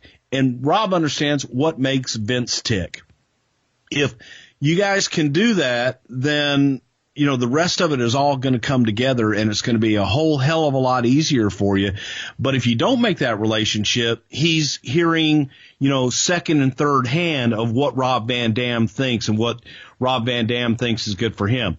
You need to go tell him. You need to talk to him about it and have those conversations, not somebody else. And what I was trying to tell him was, go make that relationship, but don't let Paul or anybody else do your bidding for you. You go do it.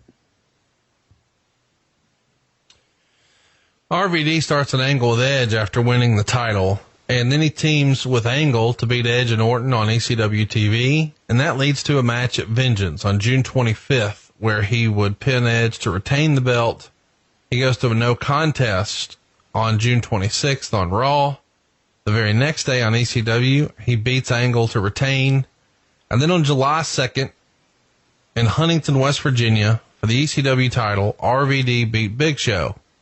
But the real story happened later that night. We've covered this on our ECW, I guess it was WWE ECW episode, which is available in our archives. So we did it in great length there. We're going to tighten it up a little bit here. So if you want more on that, check out the archives at somethingtowrestle.com. WWE ECW is what you're looking for. Rob Van Dam and Sabu were driving on U.S. Route 52 in Hanging Rock, Ohio, and they were pulled off by the Ohio Patrol for speeding. Keller is reporting that stretch of highway to be known as a speed trap.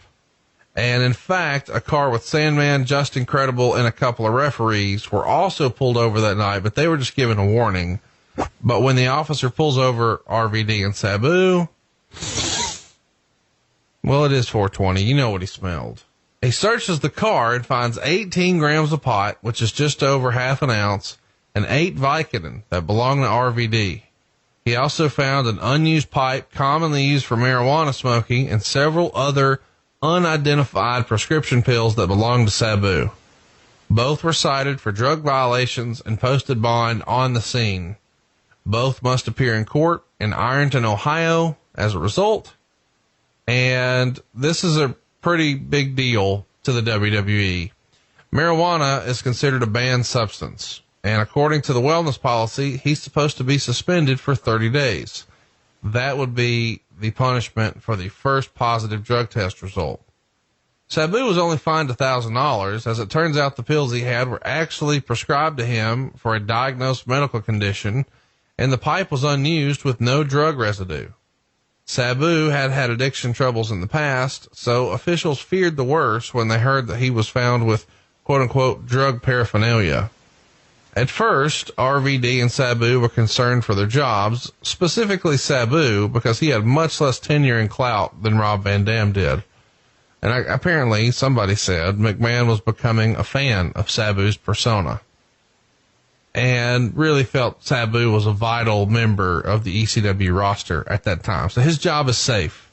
And McMahon approaches Sabu after the TV event on Tuesday and told him he appreciated how he handled the situation since Sunday and looked forward to working with him in the future. And word had gotten around that Sabu was over the top apologetic to all of his colleagues for what happened, realizing it put a bad light on the whole locker room, and he already had a rep for being out of control and drug riddled during the first, run with ECW back in the day.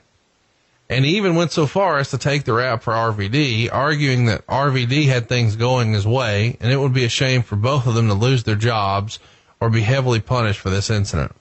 But RVD refused the offer, and the police officer would have likely contradicted any attempt anyway. McMahon is not surprised that RVD was caught with marijuana, but he was upset and not shocked. The real frustration, though, is because RVD had already sort of abused the relatively loose marijuana policy, at least in the eyes of the office. We're going to keep going here, Bruce, but what happens when you get the call? I mean, this is your world champion, your guy, the face of the company, pulled over for fucking drugs. Fuck. That's the reaction. Because so many people had, stepped up and really gone to bat for Rob and wanted Rob to succeed. And this was an avoidable situation. It was just disappointing. It was frustrating and it was disappointing. And the ones that, we paid the price too, because now we've got to go back and rewrite everything that we have. And it's just disappointing. It really and truly is. You can't get mad. I guess you get pissed, and I guess that's different. But it was disappointing and it sucked. Now, Rob's story is when they were pulled over, he told Sabu to use a spray, and he only sprayed a very small amount.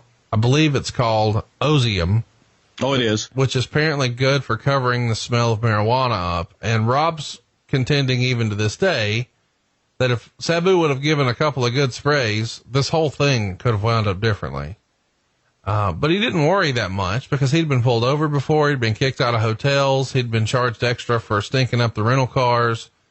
And the cop even apologized, saying, guys, I feel like I should know who you are. And he was concerned that they were going to jail, but the cop allowed them to post bail right then. And Sabu wanted to call and tell Johnny Ace exactly what happened right then. And Rob disagreed with that and said, why would you want to tell on yourself? And he convinced this Sabu to relax. Nobody's going to find out. But by the time they get to the arena, the news is everywhere and everyone knows about it. So they walked past Vince in the hallway, and Rob and Sabu both said, sorry, Vince, and just kept walking. Later in the day, he says, Vince was pretty cool about it.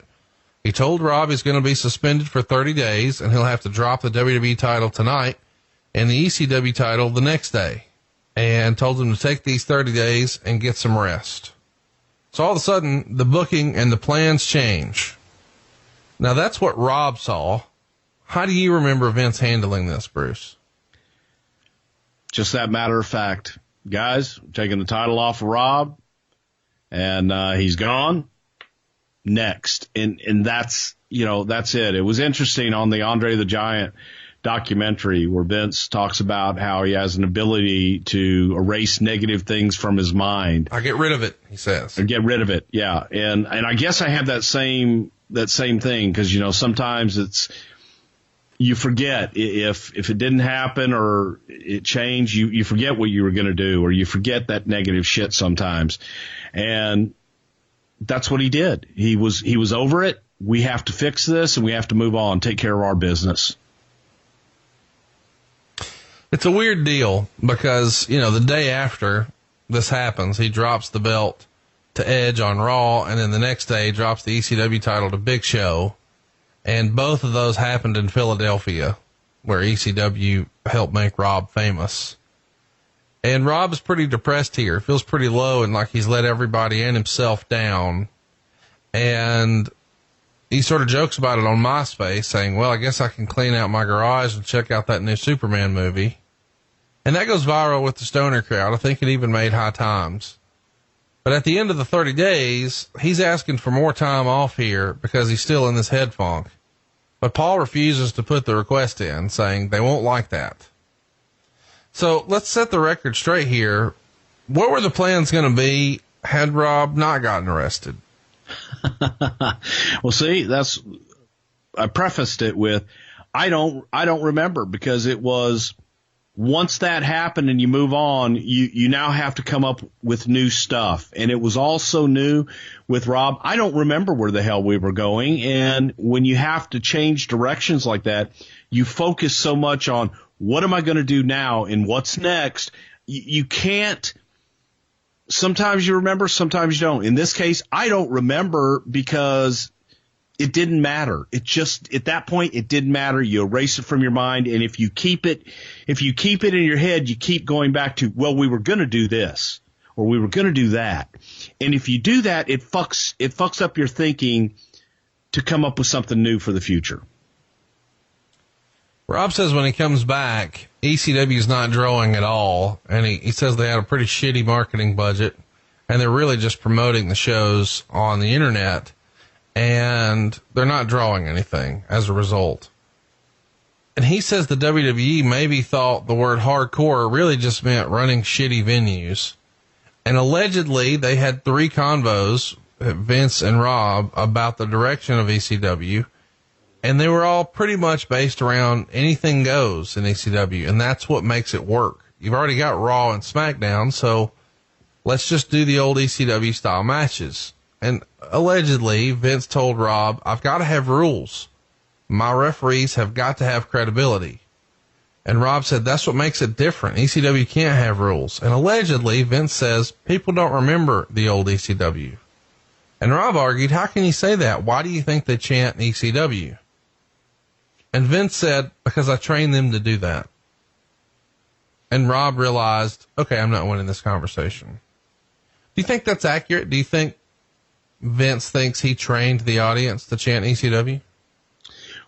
I think that the audience, when they did the ECW from the pay-per-views, that was an ECW audience. And so for the national audience of people that did it, a lot of people didn't understand why they were chanting ECW.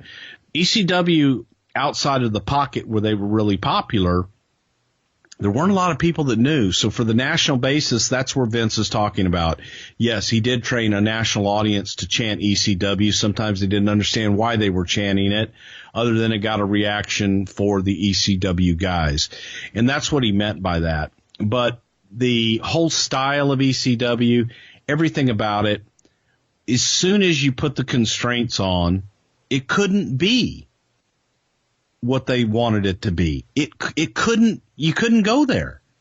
So I think there were those of us, me included, and I was a big one. I'm like, it's great to do the one-off and do the pay-per-views, but to try and resurrect ECW, not in the bingo hall, it doesn't work. That's what was. Paul had a knack. Paul had a talent for accentuating positives. Even Paul couldn't make it work beyond his compilation shows. When Paul had to have matches and have those guys go bell to bell, that's when it fell apart. Paul's genius was protecting their negatives and doing compilation shows that people loved. And he did a great job at it. And if you couldn't do that, you weren't going to replicate ECW, in my opinion. October 24th is the first ladder match for Big Show. RVD beats him here. And then this is worth mentioning. November 11th, they're in Battle Creek, Michigan, RVD's hometown. Pretty cool for Rob to get to wrestle there, because that's where he first grew up, watching wrestling. And that's where he first saw, a tough man contest. And here he gets to beat Paul Heyman. Whose idea was it to have Heyman actually wrestle Rob Van Dam? I mean, how did Heyman prepare for these matches? To take an ass whooping. It was Vince's idea for the house shows to do a little something different, and Big Show and Heyman were a package, and he thought, well, let's give the people something happen. Everybody wants to see Paul Heyman get his ass kicked, and RVD, especially in Michigan, in that area, was definitely going to be a big draw. November 26th, we see RVD team with Cena, Sabu, Kane, and Lashley against Big Show, Finlay, MVP, Test, and Umaga. And in the match, RVD would eliminate MVP, and then he was eliminated by Test. We also got to see on ECW, RVD beat Sabu, and then we get to December to Dismember, arguably the worst pay-per-view in history. Go back and listen to our WWE ECW for a full rundown of this Elimination Chamber match where Lashley beats RVD, CM Punk, Bob Holly, Big Show, and Test. Scale of 1 to 10, where would you rate this pay-per-view, Bruce? About a negative 4.5. Unbelievable. Check it out in the archives. We can't do it justice here. RVD beats Sabu on all the house shows to end 06, and then we start the new year with him working with Lashley, going to a no contest, before eventually we see him in the Royal Rumble again. In 07, he comes in at number 18. He eliminates Chris Masters and gets thrown out by Great Khali. And there is a Money in the Bank. Pedigreed by Triple H? Oh, yeah, I forgot. He comes in at number 18. He gets pedigreed by Triple H immediately. Not really. February 19th, Money in the Bank qualifying match. Edge beats RVD. And then we see the ECW originals. We're saying Rob Van Dam, Sabu, Tommy Dreamer, and Sandman. They're working with the new breed. Guys like Elijah Burke, Kevin Thorne, Marcus Corvon, Matt Stryker, And this happens all the way through February and March. And that gets us to WrestleMania, April 1st in Detroit. And it's the ECW Originals against the New Breed. They only get a star and 3/4. You know what's going to happen though. 5-star. There's your 3 count. Keller would write, not a lot to it, but okay. Not dragged out, surprising finish. But either way, it doesn't matter much. Sort of a forgettable match here. And you can tell that, the wheels have come off ECW here, right? Yeah, here's what I hated about it. I felt that the New Breed and the Originals felt like the failed angle that they did in WCW with the new guys versus the old time main eventers or whatever the hell it was. That's how memorable it was. And this is the same thing. It was trying to get the new ECW, and people didn't want a new ECW. Fell flat. It just was flat. And the new guys had no juice. Nobody cared. And then when nobody cared about them, nobody cared about the old guys either. ECW on May 8th, there is a 3-on-1 handicap match where Mr. McMahon, the ECW champion, Shane and Umaga beat RVD. This is real life. I can't believe this is real.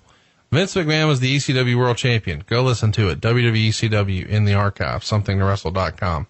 Let's get to One Night Stand. June 3rd, it's a stretcher match. RVD beats Randy Orton. These guys have a 15-minute stretcher match here. RVD would set Orton on a stretcher and then goes for a running somersault plancha, but Orton moves and RVD crashes onto the stretcher and then the floor. He looks to be out cold, and then at 13, Orton puts RVD on the stretcher and begins rolling it down the aisle. He barely has the energy to push it, and RVD shows some life, so Orton punches him. RVD rolls off, puts Orton on it, and then shoves him past the white line on the floor to officially win, and it's 3 stars. Orton attacks RVD after the match, including DDTing him off the ring barrier onto the mat at ringside, and Ross said that Randy Orton was remorseless. EMTs come out and check on RVD. He's put in a neck brace and stretchered to the back, and that's Rob's last match, at least for a while. He leaves the company right after this, and it's interesting to note that just 1 year prior to this, it's the biggest night in his career when he beat John Cena for the world title. And a year later, he's out. So if he's leaving, why did Rob win the match? I think because of the ECW nostalgia. We should have called this ECW Third Night Stand. Right. It was, I think it had run its course, but for a happy babyface ending. That's what Vince wanted. So Rob says that Johnny Ace wanted him to sign a contract saying that he would return in 3 or 6 months. And Rob said he didn't want to do that because he knew he'd just be counting the minutes until it was time to come back. So Johnny says, if you don't sign something saying you're coming back, I can't put you in the video game because you won't be on the roster. And Rob said when the game came out, Sabu and Sandman were both in it, and they're both sitting at home, not under contract to WWE, and they both got checks for $75,000. But Rob got nothing. What do you remember about him leaving and not wanting to commit to coming back? Well, the only thing I remember about Rob leaving was he was burnt. His contract was up. He didn't want to renew it, and he was burnt. He wanted time out. He wanted to get away, and guys get like that. So the best thing to do, let him go. Let him go get some rest. Let him get away, because if they're in the locker room and they're disgruntled and they're not happy, it's going to spread. And Rob was one of those guys that you knew where he stood. It wasn't like he was hiding it. His deal was up. He wanted to go home. He wanted to get away. And instead of just saying, okay, go get away, it kept being, when are you coming back? Rob's a pretty straightforward guy. He just didn't want to come back. He didn't want to commit. So they kept pushing, and I think that the more they pushed, the more angry he got to saying, I'm leaving, I'm not coming back.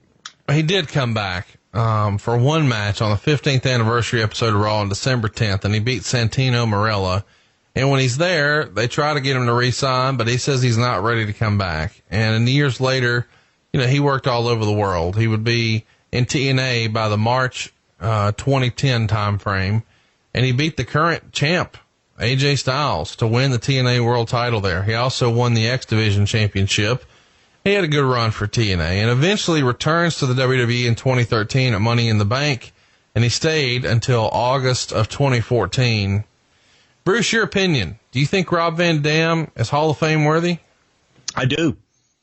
What do you think? I think that Rob has had a Hall of Fame career. I would agree. What do you think his legacy will be in professional wrestling?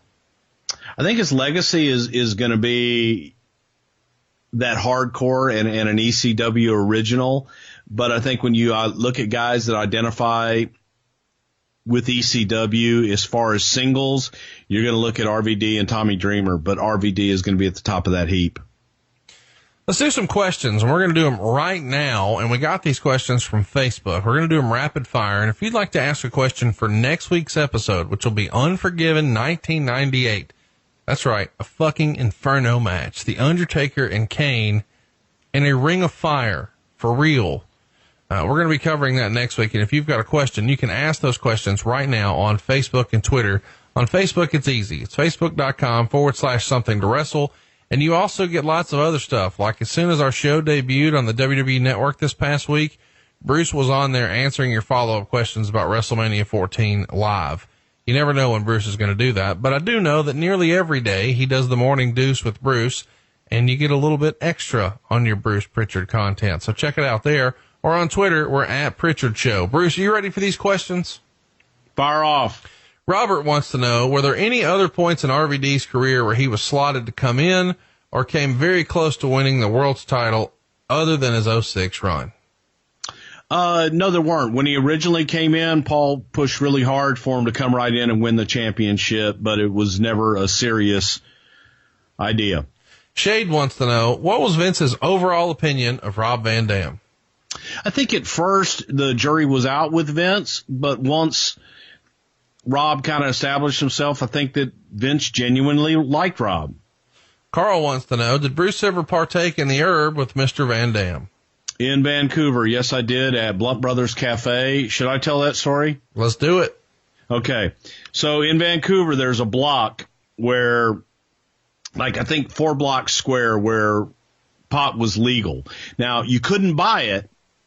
However, if you had it, you could smoke it at some of these cafes and coffee shops, what have you.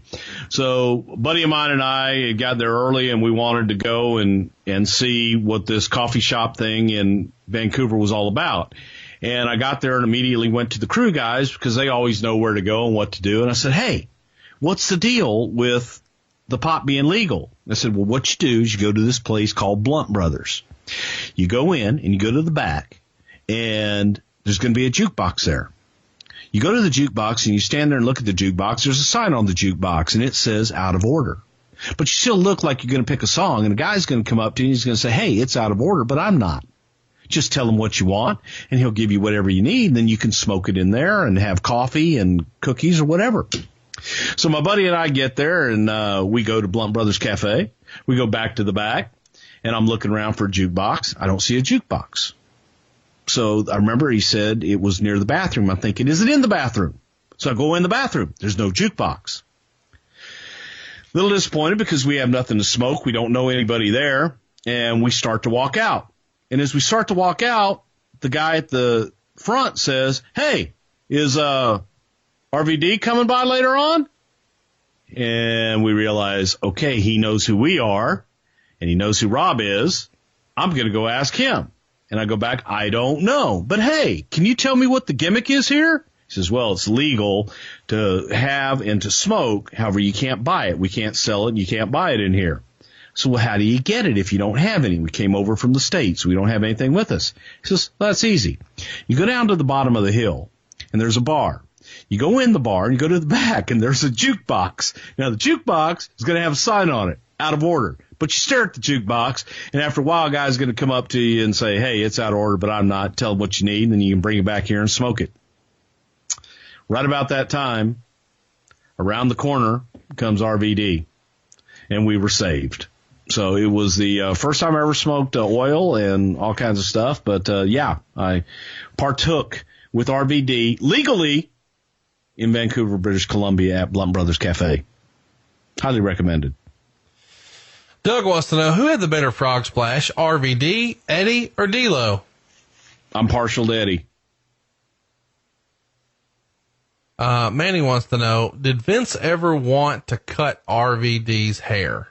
Yes. What's the story? Because he thought Rob looked good with short hair.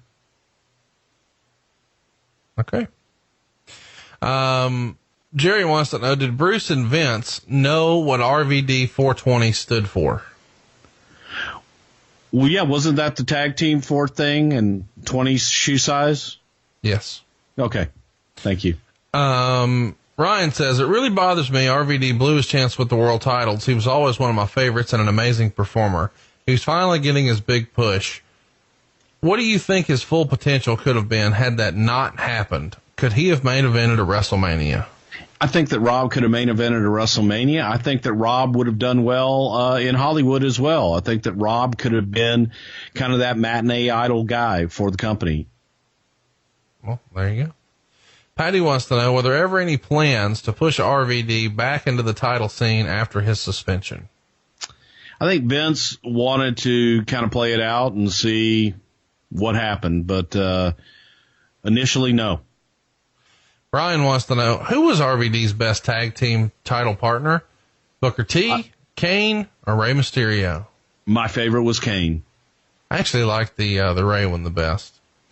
Matthew wants to know, why was RVD not given a push similar to the one he had in ECW with the TV title? I think he was. I would agree with that. I mean, he had opportunities. Rex wants to know, we've heard a lot about this. Did RVD ever have to put anyone in their place, quote unquote, while he was with the company? No, not that I know of ever. Not in WWE, no. Sean wants to know, what was the WWE stance on RVD's relationship with marijuana when it came to the wellness policy? Great question, Sean. Don't flunk the drug test. So the gimmick, you assume, is he's trying to cut corners, but you got to catch him, right? Well, yeah, and all that was random. It goes in a computer and however the hell they come up with it, and guys who were tested, and I don't even remember how it was at that time because I wasn't involved. Matthew wants to know, did the WWF ever try to sign RVD between 98 and 2000 when he was on top in ECW? I reached out to him, yes. I did reach out to him. That's the time that I was telling you about at the Galaxy Theater and just let him know we were interested, but Rob was happy where he was in ECW. Richie wants to know, did Vince ever want to change RVD's character? Not really, no. He just wanted more of it. He wanted more personality. That was all. Travis wants to know, if the drug policy wasn't as strict on weed, how big of a star do you think RVD could have been? I think he could have gone to the moon. I think, like I said, I think he could have been a huge matinee idol, and he could have been the guy. Nobody asked this. Conrad from Huntsville wants to know. Oh, God. Is Matt Riddle like the new RVD? Yes.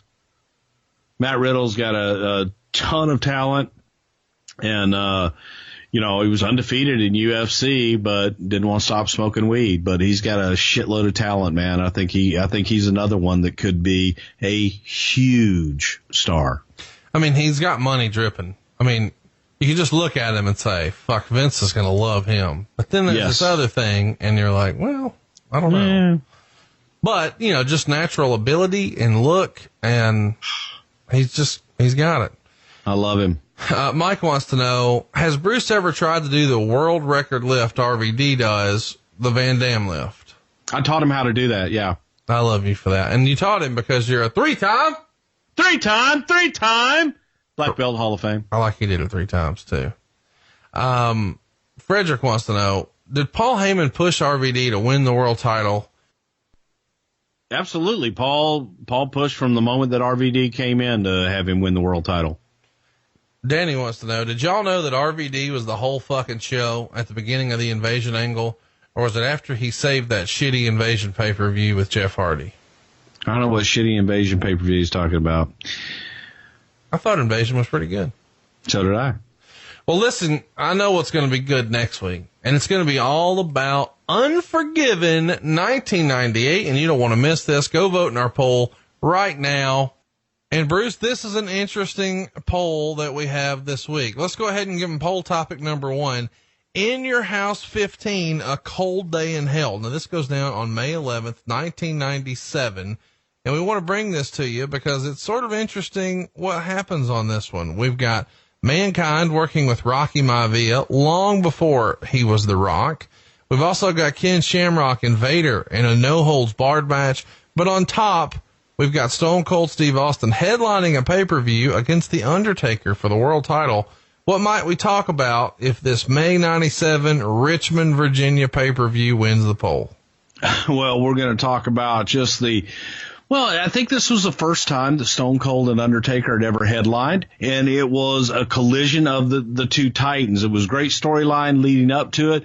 And don't forget, we also have the Legion of Doom, LOD, against Owen Hart and the British Bulldog for the tag team championship. So a lot going on here. Rockabilly and Jesse James facing each other. This is before they became the New Age Outlaws. So a lot of good stuff to talk about for In Your House, Cold Day in His Hell.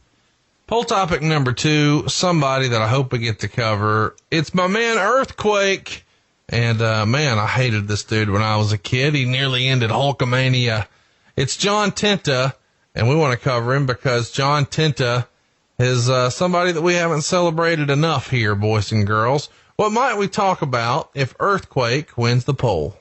I think one of the funniest moments I ever had with John Tenta was going into the dressing room before he ever debuted and said, "Hey, man, can you talk? Can you cut a promo?" And he jumped up and cut a promo on my face and scared the living shit out of me. And right then I said, okay, this guy's money. But John Tenta, so many great moments from the time that, as you just talked about, almost ending Hulkamania to squashing Damien to the shoot fight with the gimmick sumo guy over in Japan. John Tenta, legitimate badass, legitimate sumo guy, but a legitimate badass and often forgotten in this day and age, but one of the true greats. Poll topic number 3, one of my favorites as a kid, man, the Big Boss Man. He's going to have a birthday on May 2nd, and he might be we're covering. What would that date be? May 4th.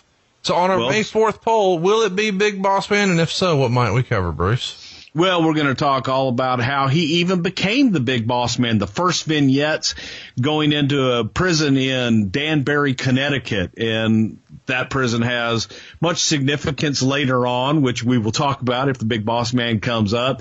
And all the way through Big Boss Man's run with Hulk Hogan and my very first Saturday night's main event as Brother Love. And then through the whole babyface transition of the Big Boss Man. Some interesting vignettes that we did. Until the last time that we saw Big Boss Man in his return in the WWE. Ray Traylor, one of my favorite people in the whole world. All right, last but certainly not least, we've covered 97, 98, but poll topic number 4 is The Rock, 99, 2000. What might we talk about if The Rock wins the poll? Man, the rise of The Rock. And I think this is where Rock was really coming into his own, and this is when everybody was going, before Brock Lesnar, there's the next big thing in The Rock. And I think this was kind of the formative years. And pretty sure during this time was the opening of the WWF New York, and a great story talking about Sugar Ray. If we talk about The Rock and he wins the poll. So let's recap. In Your House, Cold Day in Hell, Earthquake, Big Boss Man, Rock 99, 2000. Those are your 4 poll options. And the poll is live right now. We're your Huckleberry. We'll see you next week. And on Wednesday, what will it sound like when Cornette gives his cheeseburger order? Double cheese, double onion, double mayo. Mother, you. Hey, it's Conrad Thompson here to tell you a little more about what adfreeshows.com is all about. Get early, ad-free access to more than a dozen of your favorite wrestling podcasts every single week, starting at just $9. That's less than 20 cents an episode each month. And yes, you can listen to them all directly through Apple Podcasts or your regular podcast apps. How easy is that? Ad-free shows also has thousands of hours worth of bonus content and docuseries like Title Chase, Eric Fires Back, Conversations with Conrad, and The Insiders. Plus new series like The Book with David Crockett, Monday Mailbags with Mike Chioda and Nick Patrick, and a whole lot more. And you want to talk about early? You can't get any earlier than listening to the shows live. You can be a part of the live studio audience as we record the podcast. Plus ride shotgun alongside your favorite childhood heroes for live watch-alongs, Q&As, and other interactive experiences every single month. Come on now, see for yourself what thousands of other wrestling fans from around the world have discovered, that adfreeshows.com is the best value in wrestling. Check it out today, and hey, when you do, the first week is completely free. adfreeshows.com.